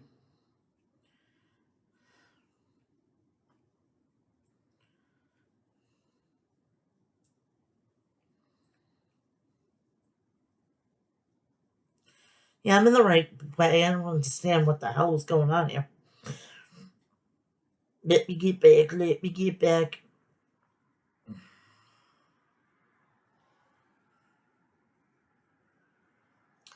They look upon anyone like AJ Styles and Finn Balor. They're better than anyone, but they have shown it because they were too concerned with stupid fans that vote for Glenn Jacobs. Shameless plug for Mayor Jacobs. Edge says the fans keep asking why he uses fancy words, wears suits, and has dark lights. It's because he's better than anyone. Everyone. The fans might not like the taste of that, but it's no surprise considering all they know as known as greasy cheeseburgers and hot dogs. Edge says AJ Styles isn't here because he's at home rehabbing a separated shoulder. The same shoulder he's injured at the Royal Rumble 2 years ago when he made his miraculous return. He tells AJ to stay home and hug his kids with his good arm. Damian Priest says Judgment Day has come for Finn Balor. We come back from a commercial break. We have Veer Mahan versus Sam Smothers. This was pretty much academic. Veer clocks Smothers with a boot to the face right off the bat. Veer whips Sam into the buckles chest first, splashes him, then clothesline him down. Veer jumps on the man's back and applies the cervical clutch and makes him tap. Veer Mahan is the winner. After the match, Veer sends Smothers' shoulder first into the ring post. Veer applies the clutch again on the outside, and Smothers passes out. Officials come down to make Veer leave, but he comes back and throws Smothers onto the announce desk. Veer box jumps onto the desk, then applies a cervical clutch once more and won't release until he chooses to. Bobby Lashley is interviewed backstage. He says he's confident that he could beat Amos in an arm wrestling contest, but he has to be prepared because he doesn't trust Amos or MVP. Back from the commercial break, Amos and MVP come to the ring for the arm wrestling contest. MVP says Bobby Lashley's massive ego made him go to WrestleMania without him. His ego is so big that he thinks that he could beat Amos in an arm wrestling contest. Of course, Lashley is far too strong for that. Of course, Lashley is far too strong and fast for the average man. But Amos is not an average man. He's a colossus. Amos is going to destroy Lashley. Lashley has heard enough, and he comes down to the ring. They take their places at the podium and clasp hands. They start, and Amos gets the better of Bobby as MVP criticizes and mocks him. Lashley gets fired up and starts turning the tide. Lashley slowly beats him, and MVP tries to hit him with the cane, but Lashley spots it only for Amos to attack him. Amos slams Lashley face into the arm wrestling table and throws it aside. Amos clubs Lashley down with a clothesline. MVP then orders Amos to crash him, so Amos lifts the table and drives it into Lashley's chest a few times. We see a replay of last week's wedding ceremony between Reggie and Dana Brooke, Akira Tozawa, and Tamina Snuka, which resulted in them all rolling each other up to get a 24/7 championship. After the break, the two married couples face off in a mixed tag. Do I have to go through this? Because this is so ridiculous. Reggie and Dana Brooke versus Akira Tozawa and Tamina Snuka. There was a special guest referee, which was R-Truth. The match starts with Reggie and Tozawa. They lock up. Tozawa hits a hip toss, but Reggie kicks him out of the way, then takes him down with an arm drag. Brooke tags in and Tamina comes also. Dana tries to whip her but can't. Then Tamina bends her over and look like they were going to kiss until Tozawa tags himself in. Reggie comes in and wants to hit his flipping senton to Akira, but nobody is home. Tozawa knocks him down and goes up top and hits a sky high senton for the win. So we have Tozawa and Tamina get the win. After the match, Tamina throws Dana Brooke back, and then Truth throws her into Tozawa. Truth then tries to pin Brooke and count it himself, but she kicks out and runs away. Back from a commercial, Becky Lynch comes to the ring looking despondent. She said it's been 3 years since she walked out on Raw without a women's championship. She didn't want to show her face on Raw because she doesn't know who Becky Lynch is without the title. She didn't recognize herself. She hit rock bottom, and that's all she has to say. She goes to leave but stops herself and starts laughing. She says if she hit rock bottom, that means there's nowhere to go but up. This isn't the end. This is the beginning of a legendary comeback. Nobody does a comeback better than her. She can't stay down wallowing with the slubs of the earth.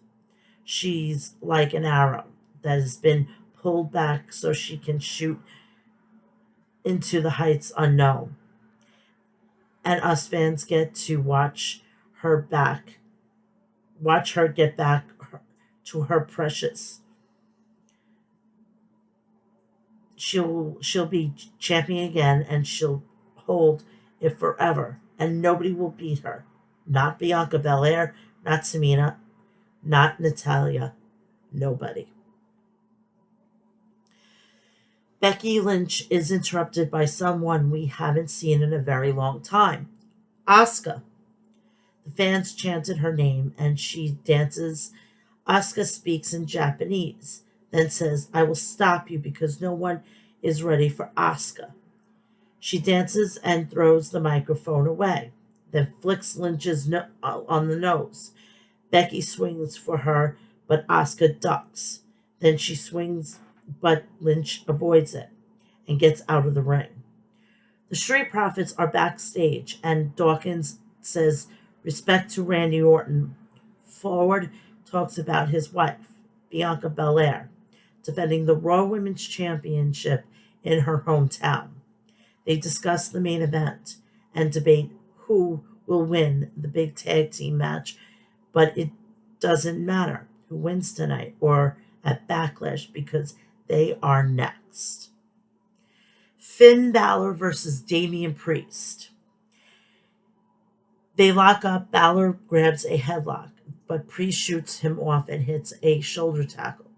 Priest beats Balor into the corner, then whips him hard into the opposite. Balor avoids a back elbow and unloads with a fury of punches.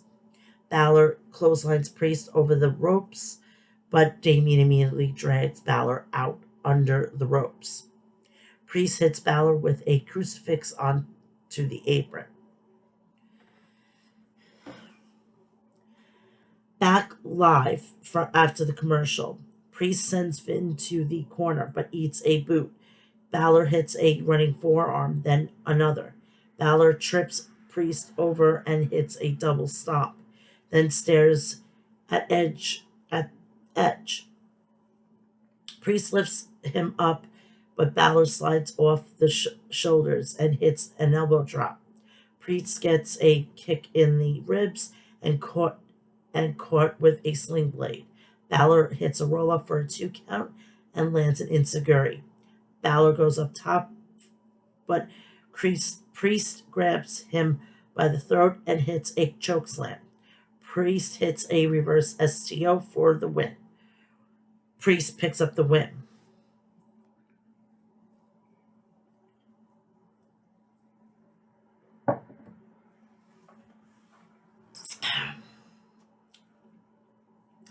Edge is waiting for Priest on the ramp by his throne. Priest bends the knee and Edge smiles before telling him to rise. Judgment Day pose together. Back from the commercial, Miz comes to the ring for a new episode of Miz TV, beginning by insulting Randy Orton. It says his guest tonight could very well be a legend one day, a young man that reminds him a lot of himself. The new United States champion, Theory. Theory and The Miz take a selfie together. Miz says it's like looking in a mirror. Whatever mirror he's looking into, he needs his head examined.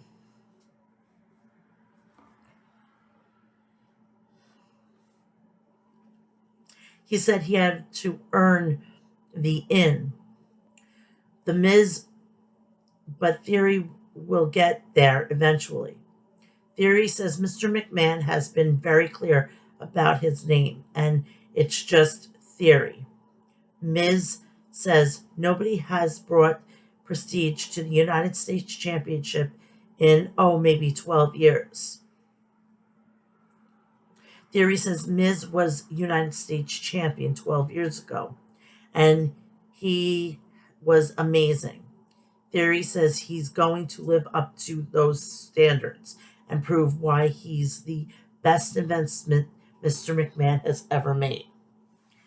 Theory says he's going to take the title to heights it's never been before.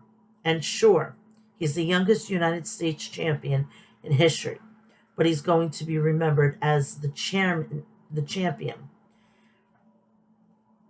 Miz says when you become a champion, everyone turns on you. Nobody likes to see attractive people being successful, so he needs to watch his back. Miz says past champions have defended the U.S. title too regularly, hanging out undeserved title opportunities, but Theory should know better. Mustafa Ali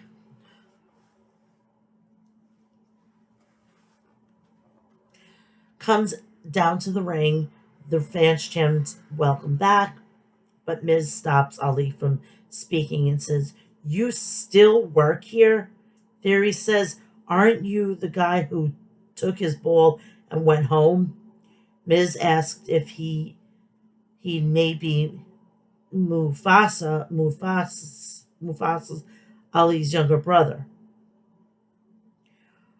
Ali says that's not funny, and if he wanted to laugh, he just watched Miz wrestle. Ali says he's back on Monday Night Raw, and he felt like he had to come out here in hope that he could be Theory's first challenger. Theory says, "Let me think about it." "No." Ali asks if he has any balls.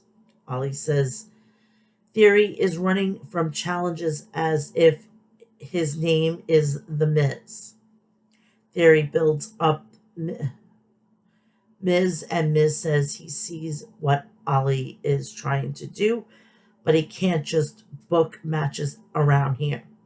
Theory says he texted Vince and he'd approved the match already. Miz isn't too happy, but tells Ali he's going to make him wish he actually got his walking papers. Ali slaps Miz in the face and walks off. The Miz versus Mustafa Ali after the commercial break. The bell rings, they go for the test of strength, but Ali grabs a wrist. Miz turns it around and sends Ali to the corner. Ali avoids Miz and mocks him, then lands a few punches but eats a boot to the jaw. Miz punches Ali against the middle rope, then hits a running knee to the back of the head.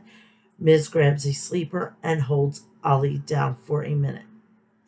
Ali fights up with chops to the chest, but gets caught with a kitchen sink knee and running kick.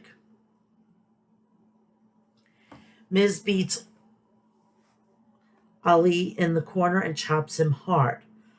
Ali ducks a second chop and lands some of his own, but Miz sends him back into the buckles like a rocket.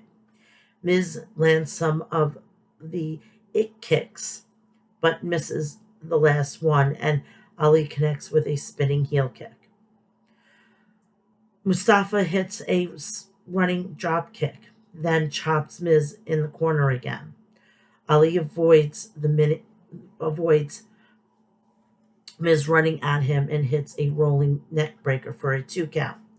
Ali looks for an Okada roll, but Miz shrugs him off and hits a DDT for a near fall. Ali gets Miz on the top rope and climbs up with him, but the Miz shoves him off. Ali lands awkwardly, and Miz goes right after the knee. Miz looks for a figure 4, but Ali rolls him up for the win. Mustafa Ali picks up the win. After the match, Ali is on stage celebrating. He's suddenly attacked by Tommaso Ciampa, who they are suspiciously calling Ciampa. At least he gets to keep some sort of his name. At least they did some sort of compromise.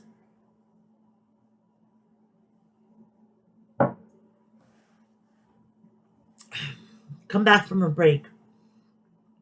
Rhea Ripley. Speaking of her, congratulations on bagging Buddy Matthews.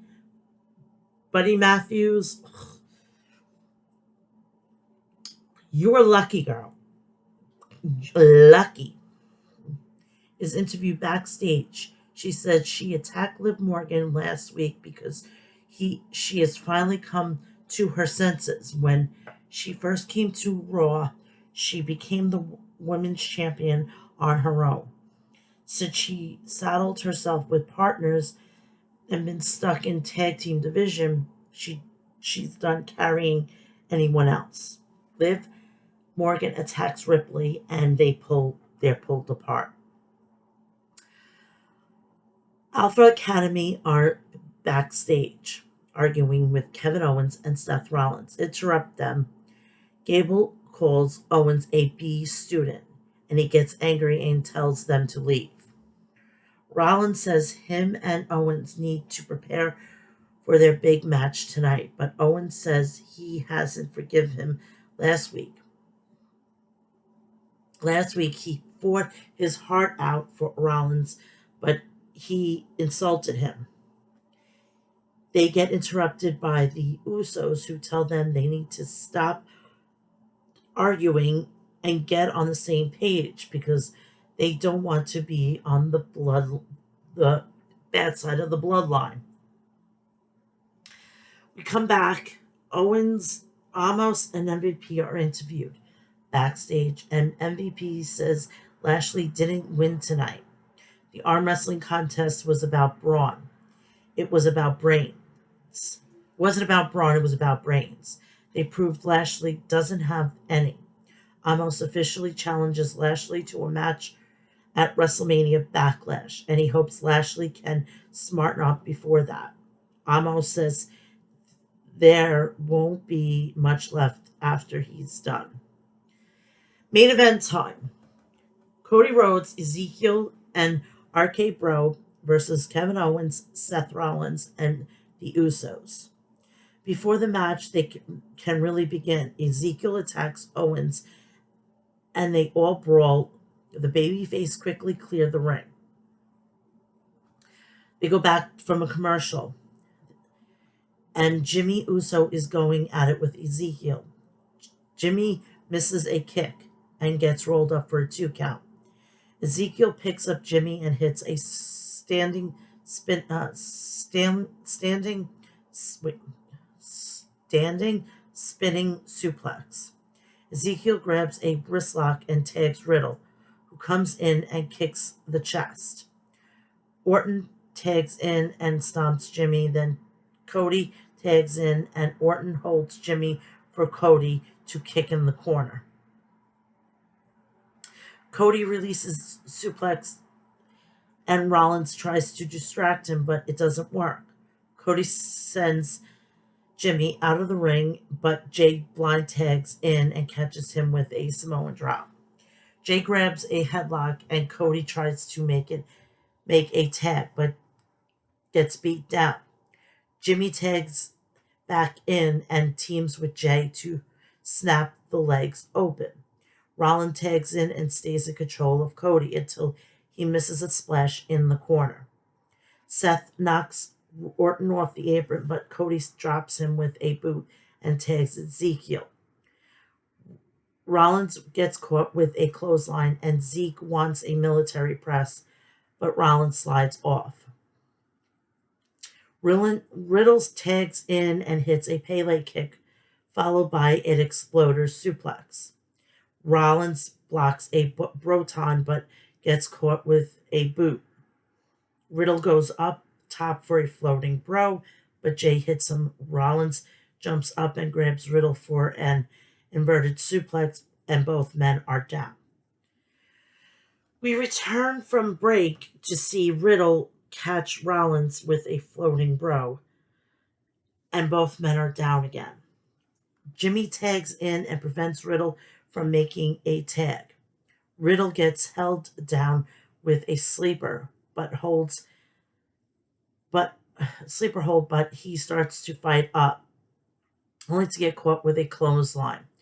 Jimmy tags Jay, and they double team Riddle and keep him away from his teammates. Cody and Zeke get knocked off the apron, but Riddle knocks Jay out of the ring and hits Jimmy with a ripcord knee. Riddle crawls to the corner to tag Orton, but Rollins pulls Randy off the apron. Jay hits Riddle with a hip attack in the corner. Then Owens tags in and hits a swanton bomb for a near fall. Riddle fights up against Jay with forearms. Chop blocks a kick but eats an enziguri and falls into the corner and tags Orton. Randy hits Jay with some lariats and a snap power slam, then catches Jimmy with a power slam as well. Orton knocks Owens off the apron and wants a draping DDT to Jay, but also drags him out of the ring. Orton hits Jay with a back suplex on the desk, then does the same to Rollins and Owens. Orton gets Jay back inside and hits the draping DDT. Orton wants the RKO, but Seth attacks him. Cody hits Rollins with a disaster kick. Then Rollins hits an RKO. Owens rushes in and tries to stun Randy, but gets shoved off, and Ezekiel hits him. Then Orton lands a RKO. Jimmy comes in, but Riddle throws him up in the air, and Orton RKOs him. Jay then climbs to the top rope and jumps at Orton, but he gets caught with an RKO as well, and Orton scores the pinfall for his team on his anniversary. That was a no-brainer. That was an absolute no-brainer. That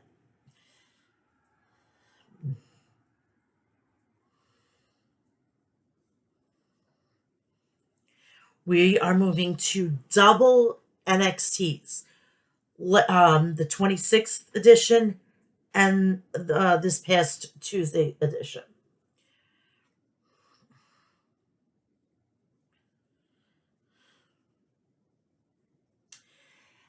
This week's show, this is the April 26th edition.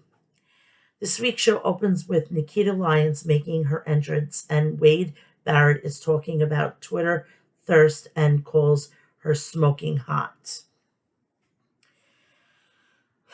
Nikita Lyons versus Lash Legend. Legend rushes Lyons and attacks her right as she enters the ring. Lyons gets the better of the exchange and lands a series of kicks. Nikita rolls under Legend and eats a back elbow. Legend hits the ropes and they run past each other a few times. Then Nikita hits a Thez press and punches Lash in the Lash while the fans chanted her name. Legend slung Lyons through the ropes, and she did well not to land headfirst on the ground. Lyons gets on the ropes, but Lash knocks her back off, then goes outside and sends her into the steel steps. Legend drags Lyons to the apron by her hair, but Nikita pulls her into the ropes to get free. Legend jumps on Lyons as she gets into the ring and punches her. The fans tell Lash she sucks. Nikita with a roll up for a 2, then Legend simply hits her with her ass in the face. Legend sends her into the buckles and follows up with a spinning sidewalk slam on Nikita for a near fall. Legend applies a chinlock, but Nikita eventually rolls off and blocks a kick.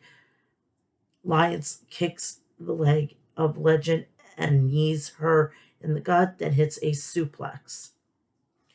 The fans firmly behind Nikita Lyons. This one. Lyons connects with a German suplex, followed by a running forearm in the corner. Nikita clubs Legend in the corner, but Lash hoists her up for a power bomb, only for Nikita to counter with a Frankensteiner. Lyons runs up and hits a spinning kick to the face for the win. Nikita Lyons picks up the win. As soon as the match ended, Natalya appears and attacks Nikita. Legend holds up Lyons so Natalya can beat on her, but down comes Cora Jade and she hits Legend with her skateboard. Natty gets in Jade's face and takes her down and looks to apply the sharpshooter, but Nikita boots her out of the ring. Tony D'Angelo is backstage and he says he was supposed to face Zion Quinn tonight, but he's supposedly injured, so now he will face Von Wagner. And after he's done, he'll be sleeping with the fishes. Back from commercial break, Diamond Mine is backstage and Roderick Strong is giving a lecture.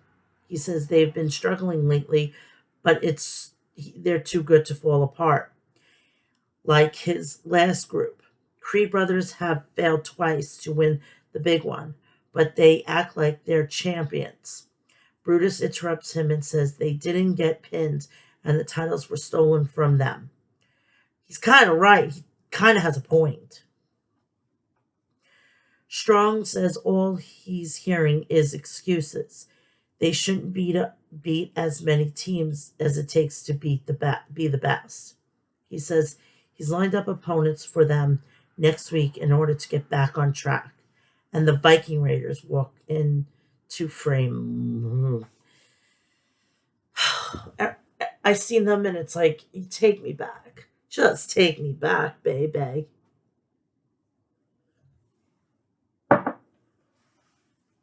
Tony D'Angelo versus Von Wagner. The match gets underway and they lock up, with Wagner quickly turning D'Angelo and running him face first into the buckles. Tony isn't happy and he trash talks him. They lock up again and Wagner slams him down. Then Tony grabs a leg, but Wagner clubs him in the back repeatedly. Wagner shoots D'Angelo to the ropes and connects with a back elbow. Wagner stays in control with knees and clubbing forearms. D'Angelo ducks a clothesline and looks for a suplex, but Wagner stomps his foot and puts Tony through the ropes to stretch his head. D'Angelo hits a drop toe hold and Wagner lands on the ropes. Then Tony sends him on the outside. Wagner isn't happy and rushes back in, but D'Angelo clotheslines him back out. Wagner drags Tony out and back suplexes him on the apron. We return from break to see Wagner eat a kick in the corner, only to turn around with a spinebuster, Triple H style. D'Angelo shoves Wagner into the ropes and catches him with a belly-to-belly suplex. Both men get up, and Tony hits another belly-to-belly suplex.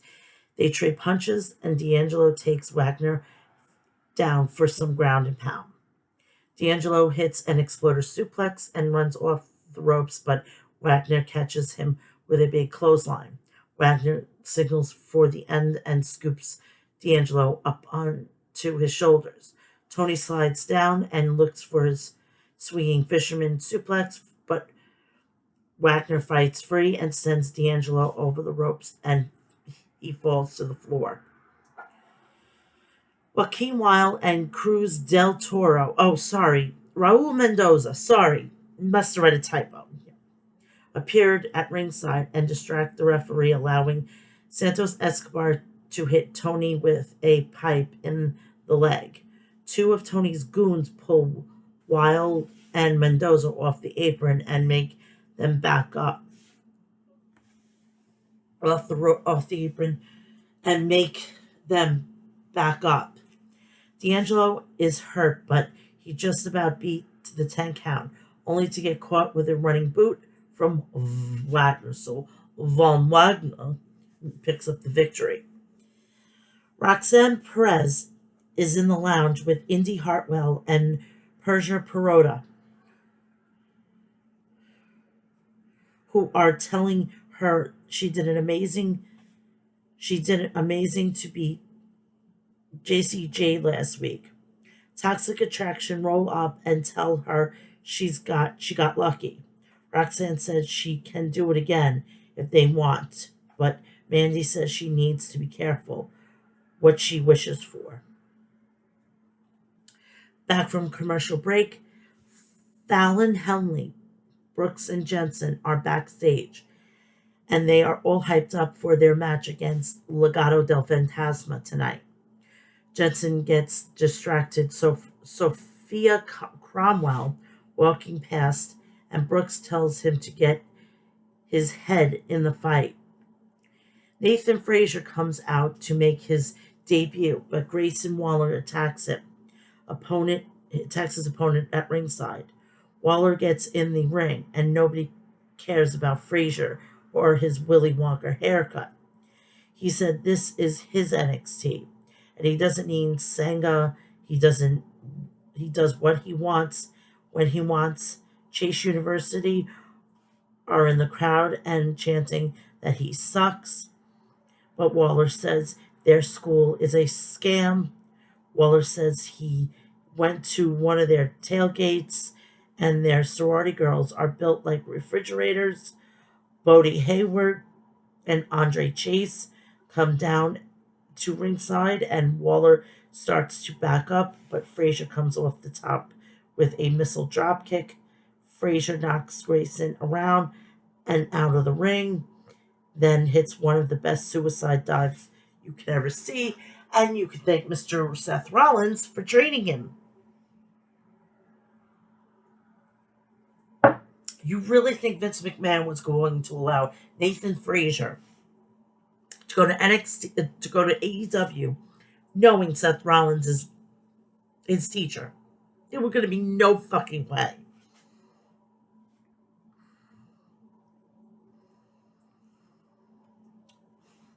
So it's announced that in 2 weeks we will have the first ever NXT Women's Breakout Tournament. Andrea Grace is one of the contestants, and we see a vignette which she says she's a former beauty pageant queen, but she's also spent her entire life boxing and learning MMA. Come back from commercial. Tiffany Stratton is backstage being interviewed but Grayson Waller interrupts her and starts complaining about Nathan Frazier. Stratton agrees with him and they start flirting and walking off. Here we go. Diva. Fucking Laurinaitis thinks that what fucking his stepdaughters are women's wrestling. It's not. It's not. And this is not what we want. As fucking they're doing street fights and shit like that in AEW, the women are fucking knocking it out of the park. We're having 2-minute matches.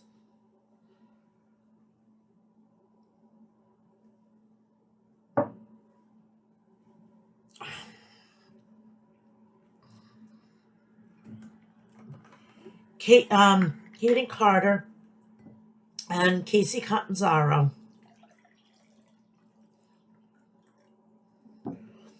versus Yulisa Leon and Valentina Faraz. We start with Carter and Leon, and they counter each other and taunt.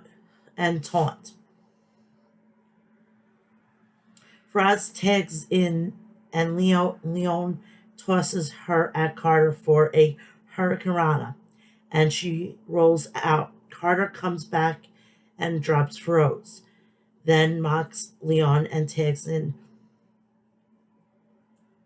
Catanzaro, who hits a spinning splash for a 2 count.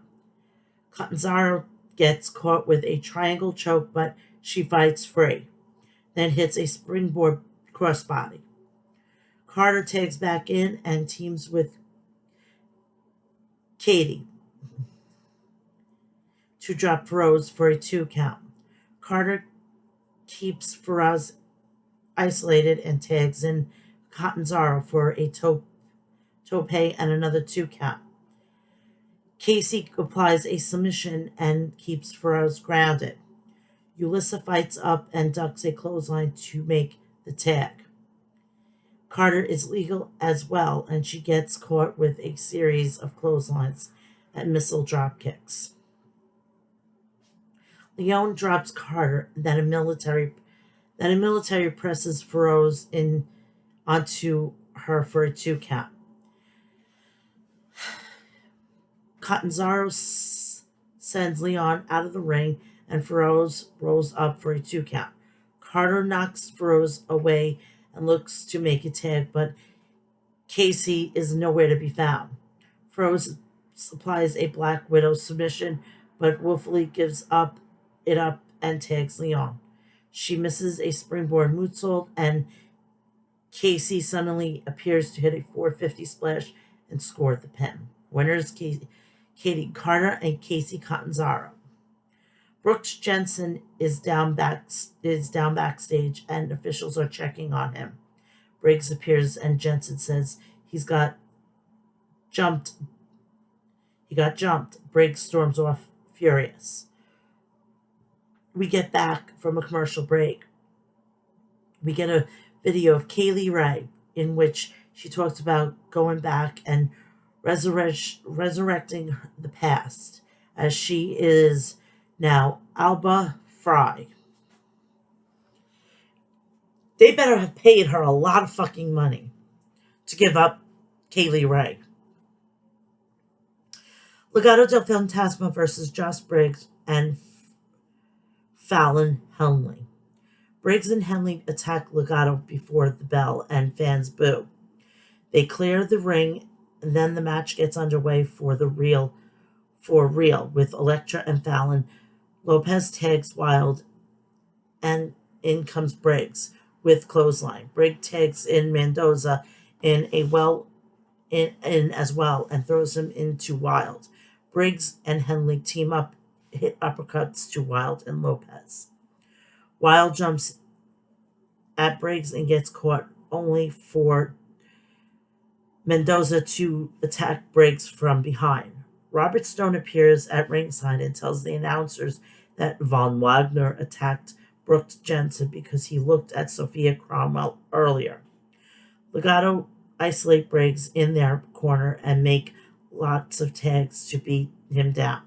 Briggs eventually clears both Wilde and Mendoza from the ring and tags in Henley.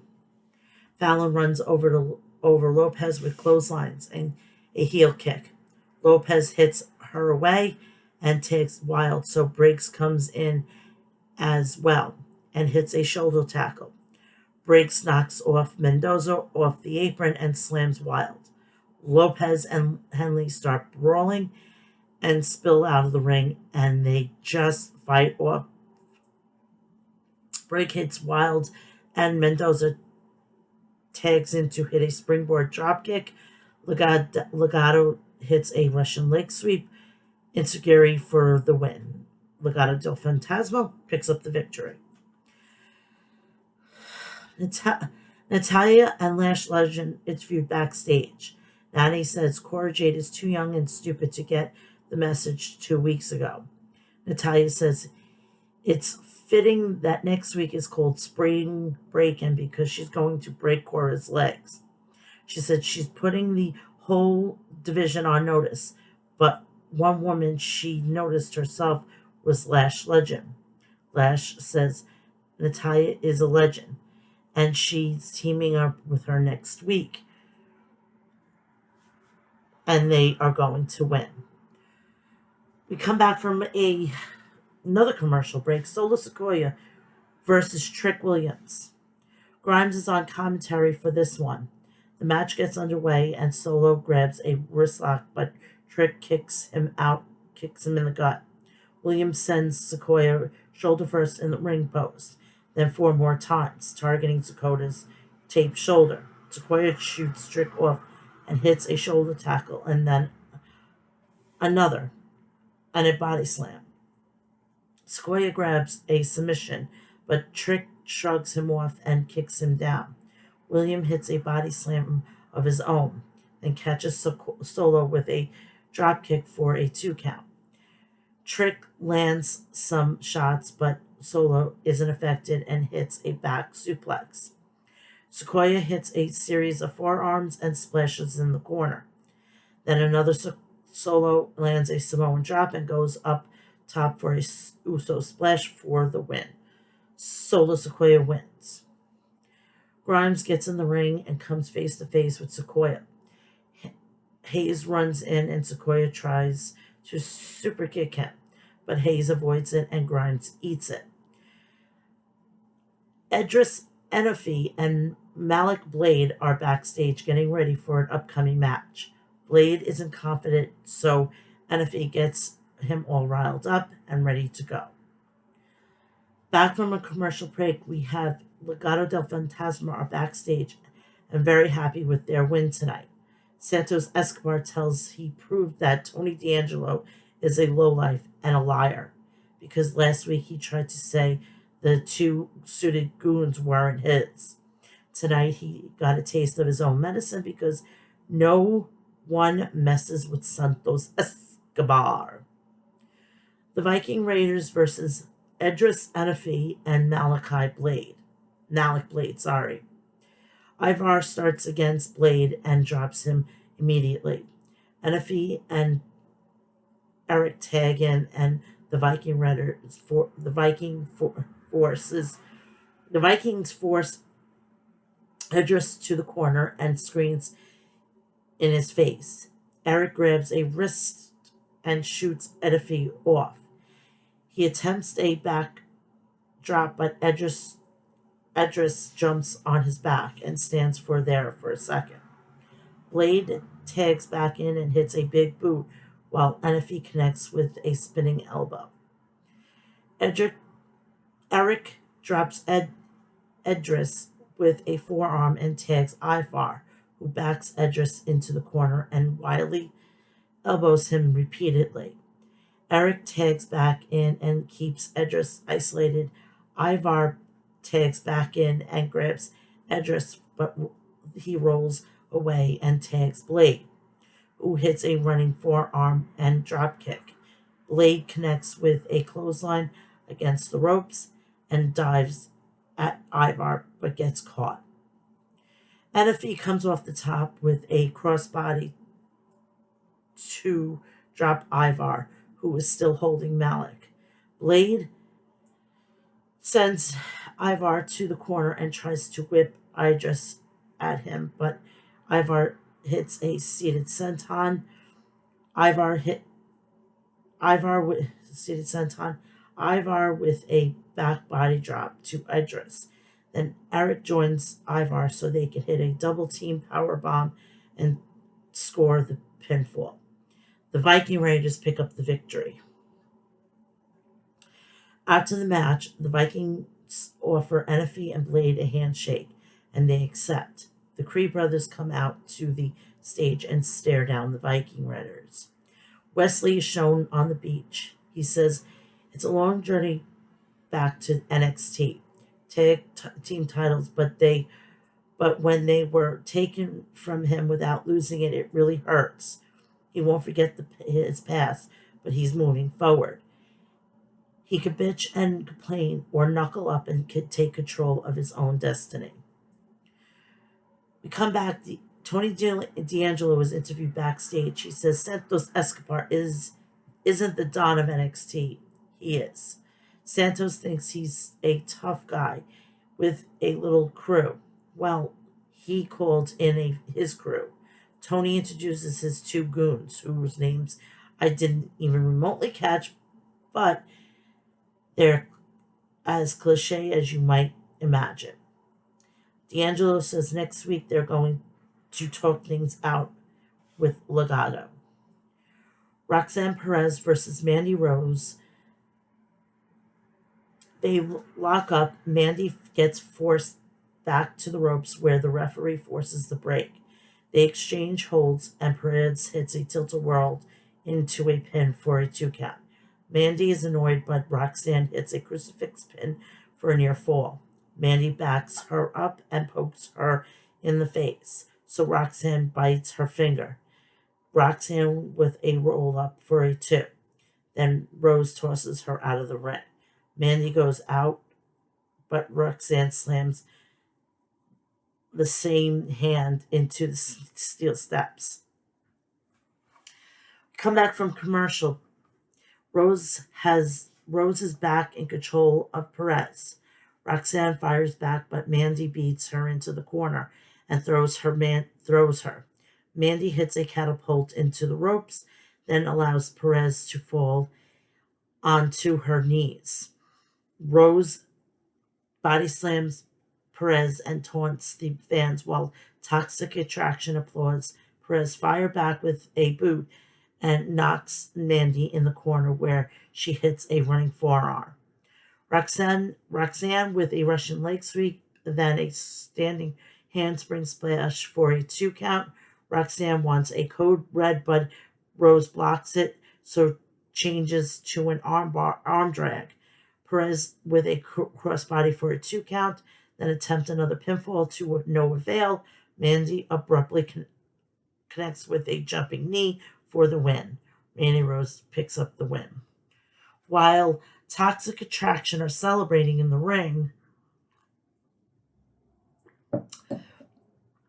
Wendy Chu comes from behind, but they see her and run away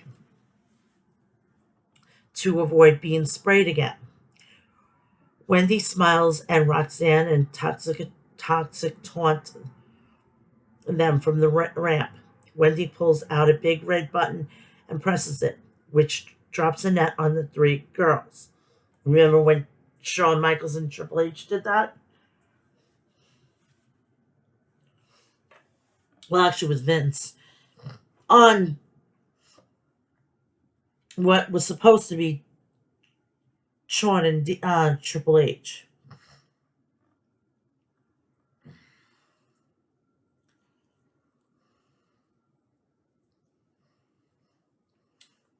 Chu and Perez run out and spray Toxic Attraction, and they run away.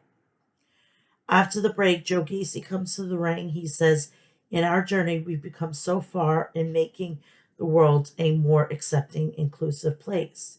A dozen druids come down and surround the ring. Gacy says they've made their great strides, but his mission hasn't been accomplished yet. Not everyone buys into his vision of life, and he wonders why. It's time to separate from the masses who are stuck in the past. Do it now because they are after spring break-in. There will be no choice. Gracie says Braun Breaker is injured and not cleared to compete. They will there will not defend he, they will not defend the NXT championship at spring break-in, and so he will be crowned the new champion, and NXT will be molded into his vision. Gacy is then interrupted by a dog-faced gremlin, Rick Steiner. Steiner comes to the ring and says his son is cleared to compete and he will defend his title next week. Gacy says Steiner picked a great time to come back, or he picked the worst possible time. The Druids get on the apron, but Braun Breaker music hits and leaves his title on the stage before running to the ring and beating Druid after Druid. Breaker clears the ring, but eats a handspring clothesline from Gacy. The Druids the Druids form a line from the stage to the ring and pass the NXT championship from one to the next until Gacy is the one holding it. And that is going to be it for the April 26th.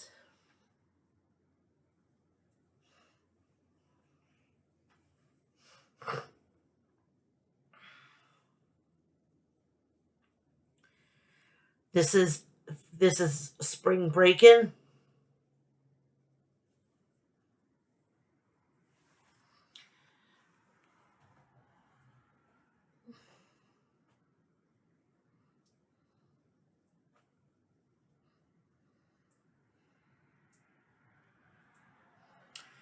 We start off with spring break-in with the North American Championship triple threat match. Cameron Grimes versus Solo Sikoa versus Carmelo Hayes. The fans chant for Sikoa as the match gets underway. Hayes shoves Sikoa in the face, but eats a slap to the face for his troubles. Grimes and Sikoa take turns hitting Hayes, then Solo hits a back body drop, and Cameron follows up with a boot to the chest. Hayes rolls out to avoid stereo super kicks, allowing Grimes and Sikoa to go one-on-one. Grimes attempts a roll-up, but gets kicked off, and Hayes is on the apron for Grimes to hit. Hayes gets back in, and Grimes boots him down, and he rolls back out. Solo avoids the cave-in, then Grimes arm drags Hayes him into him, and Carmelo hits a Hurricane Rana. Hayes knocks Grimes into the corner, then takes Sikoa down with a springboard clothesline. Mello hangs Grimes on the middle rope and hits a springboard leg drop. Grimes sends him into the outside, then kicks him from the apron before going up top and taking Solo down with a crossbody. Hayes returns to the fray, but Sikoa sends him to the corner, then drops Grimes.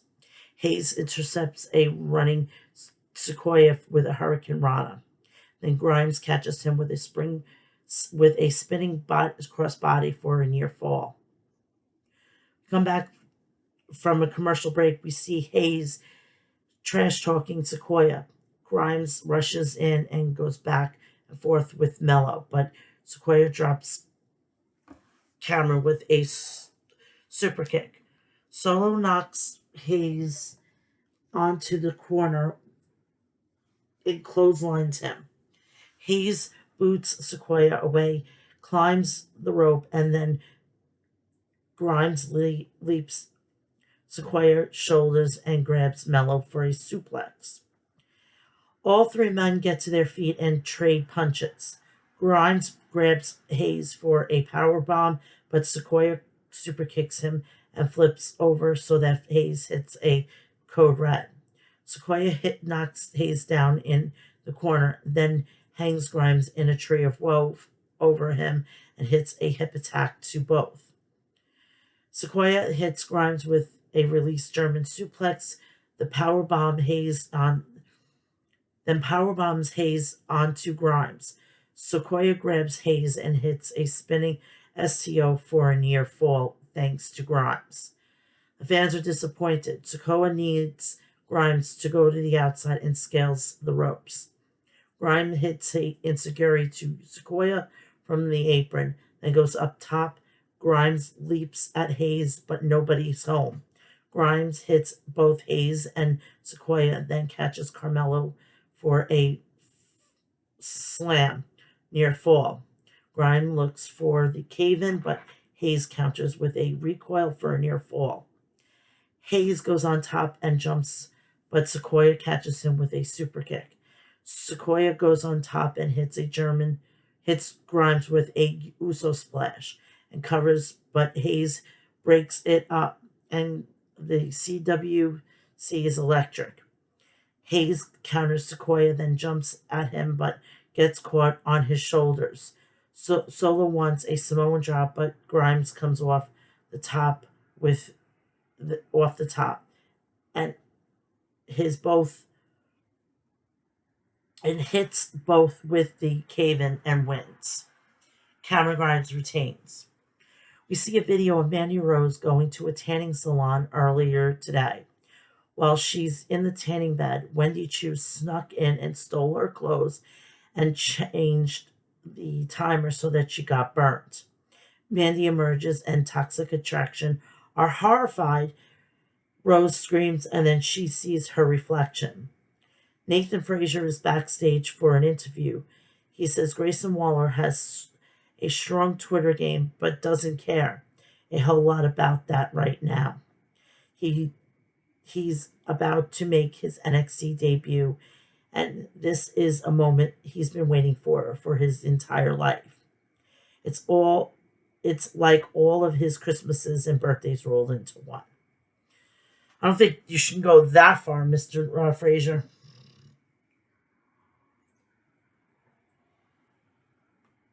The Creed brothers are backstage with Ivy Niam, and in walks Roderick Strong. Strong interrupts their training and tells them they need to take things more seriously. He can't have a repeat of the gauntlet match, they assure him they are focused. Strong said he is the leader of Diamond Mine, and what he says goes. Indy Hartwell is backstage, and in walks Duke Hux. She's looking at her wedding band. And Dexter Loomis and Persia Perota have been released, which you'll get my opinion on that on the preview and predictions for WrestleMania Backlash.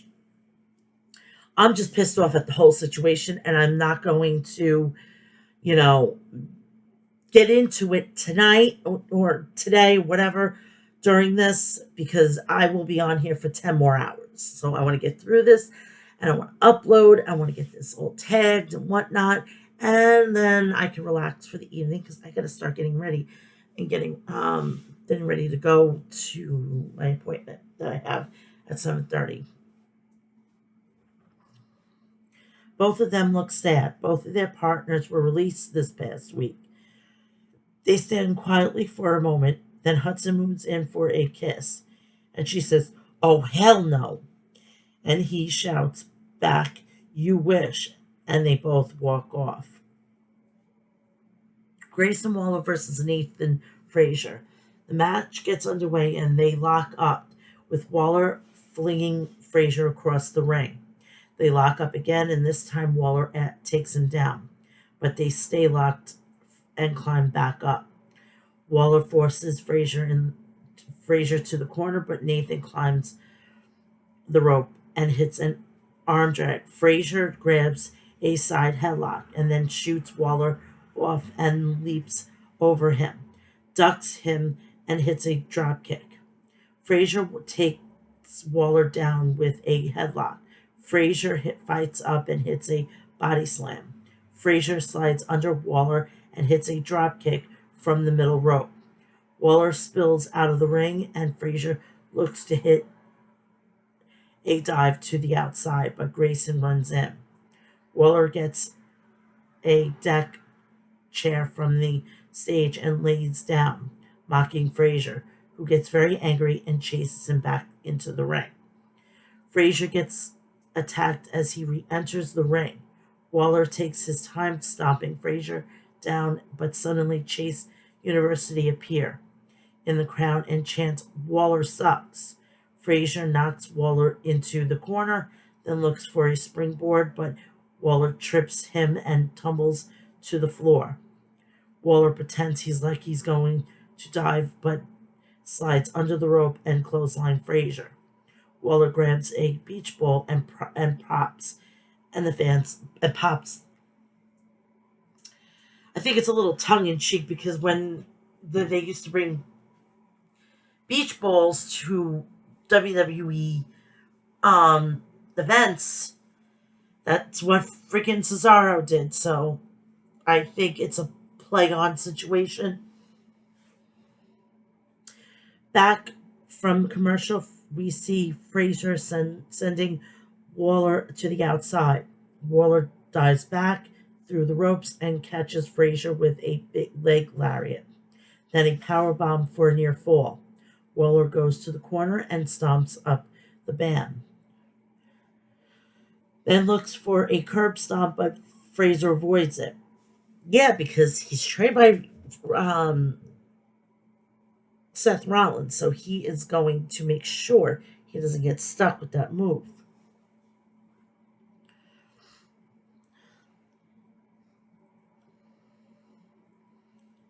Frazier knocks Waller out of the ring and hits a suicide dive, then gets him back in. Frazier looks for a springboard, but Waller rolls outside. Waller rolls through the ropes for the stunner, but Frazier hits him in midair with a super kick. Frazier with another super kick and covers Waller, but he grabs the bottom rope with his fingertips. Frazier goes up top and looks for a Phoenix Splash, but Waller rolls out of the way. Waller catches him with something like a flipping unprettier, but Frazier kicks out. Waller is annoyed and stares at Chase U. He runs at Frazier but gets thrown up onto the top rope and hits. Frazier climbs up alongside him and wants a Spanish fly, but Waller shoves him off and he falls from the ring. Waller then walks along the ropes, but Chase U blows their horn and Waller falls neck first onto the top rope. Frazier pushes him back inside and hits a Phoenix Splash for the win. Nathan Frazier picks up the win. We see a video package to Fallon Henley. She says she's just a small town girl who likes to get a little rowdy. She talks about how much she loves her horse, Luna, and she wants to win the women's breakout tournament. We come back from commercial break. Legado del Fantasma and Tony D'Angelo meet in an Italian restaurant as like the mafia type situation, so that's how it is. Tony has his goons with him. Santos asks why AJ Galante is with them, and Tony says he's a conciliary, and I'm supposed to know this. He's basically a middleman. He's going to broker a peace. D'Angelo says he called this meeting before they get to a point where neither of them want to be in. They got off on the wrong foot, but he's a respectful man, and he wants to make amends, settle things like businessmen. Santos says he respects the way Tony carries himself, but not as a businessman. He looks at D'Angelo and he doesn't see a reason to trust him. He offered him a courtesy, but he put a fish on his car. He had his goons attack him. His games are why they are at this meeting. D'Angelo says there's enough business in NXT for both of them. Escobar says they want similar things, but they're at very different points. Maybe they can come together and share resources. Escobar tells D'Angelo to follow his lead because he has a proven track record. Tony gets angry and says he's the Don of NXT.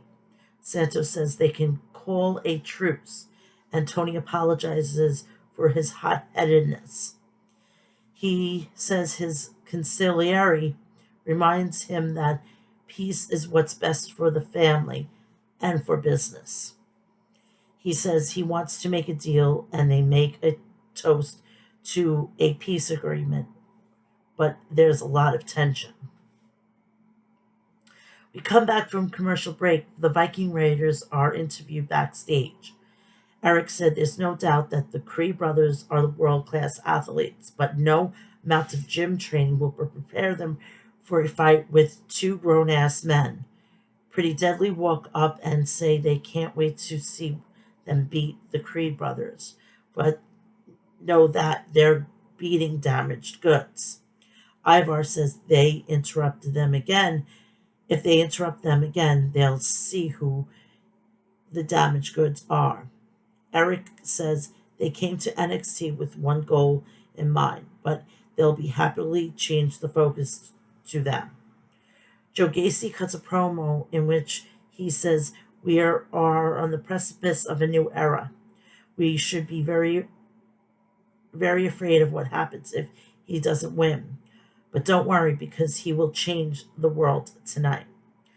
Lash Legend and Natalia, God, my leg hurts, versus Cora Jade and Nikita Lyons. Oh, God, I'm so itchy. My foot is itchy. Cora Jade starts against Lash and they lock up. Jade takes the back but eats an elbow. Lash sends her to the ropes and shoulders her down. Legend throws Cora across the ring by her hair. Jade fires back with some forearms to the chest, then hits a springboard Hurricane Rana. Jade connects with a running knee to the corner, but Lash catches her and slams her. Natalia tags in and punches Cora in the gut. Jade hits a roll-up for a 2 count, then hits a few more pin attempts, but Natalie gets free and runs to the ropes to get her off. Natalia fakes a handshake and tries to kick Jade, but gets her foot caught. Lyons tags in and slams Natalia for a 2 count. Natty grabs a side headlock, but Lyons turns around for a head scissors. Lyons tips up from a submission, then applies a wrist lock, and Natalia flips out of it and rolls her up for a 2. Natalia tags Legend and holds Lyons so she can kick her. Lash hits a suplex and kips up. Legend runs at Nikita and clotheslines her over the ropes, and both women land on the floor. Jade and Natalia run to their partners as we head to break.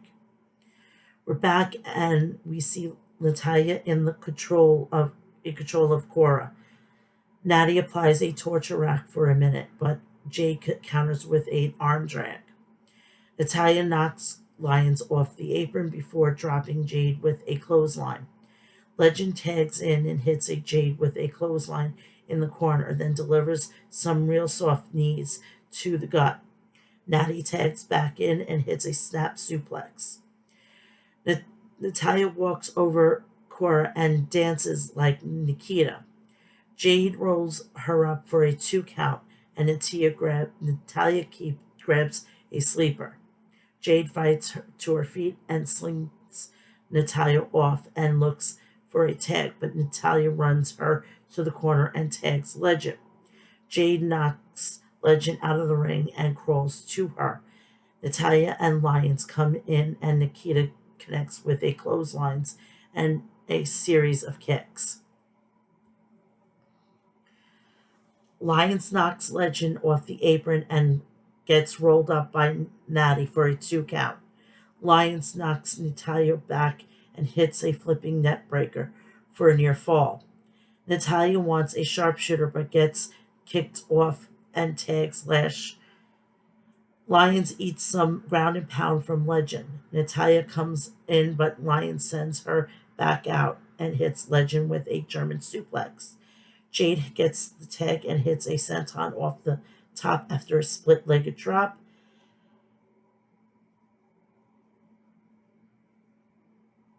And Lyons and Cora Jade pick up the win. Come back, JCJ and Gigi Dolan go to the beach and frolic, while Wendy Chu and Roxanne Perez are spying on them. While JC and Gigi are in the ocean, Wendy and Roxanne steal their clothes and car keys. Dolan and Jade chase them, but they can barely walk on the hot pavement. The Viking Raiders versus the Creed brothers.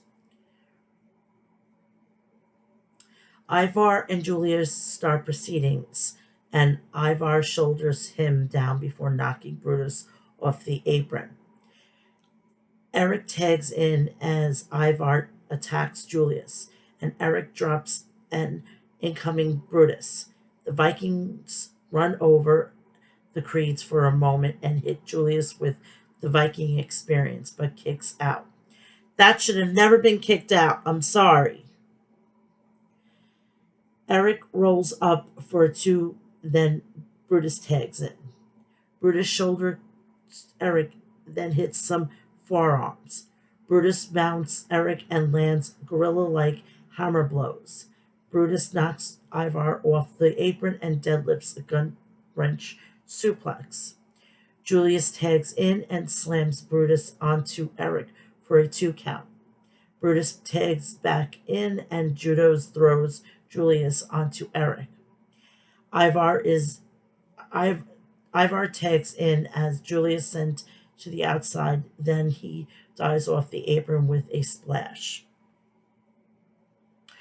We come back from commercial break. Eric has Brutus in the headlock. Brutus fights up and hits a side suplex, then tags to both corners and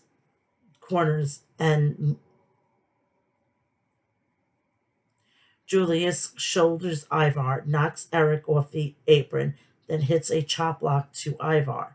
Eric tags back in and Julius hits a wrestling power slam. Brutus tags in and lifts up Eric onto Brutus' shoulders for a power slam and a near fall. Ivar throws Julius out of the ring, then Brutus does the same to Ivar. Eric lifts Brutus and hits a full Nelson slam with a knee to the back of the head for good measure. Ivar returns to the ring and grabs Brutus, but shoves Eric out of the ring. Ivar powerbombs Brutus for a near fall, then tags in Eric. The Vikings hit a body slam, then Eric powerbombs onto Brutus. Ivar goes up top for a splash and Eric covers, but Brutus kicks out. Ivar can't believe it. Eric tags Ivar, but Brutus headbutts him. Julius gets the tag and peppers Ivar with right hands, then avoids him in the corner, only to get caught with a seated senton. Ivar goes up top, but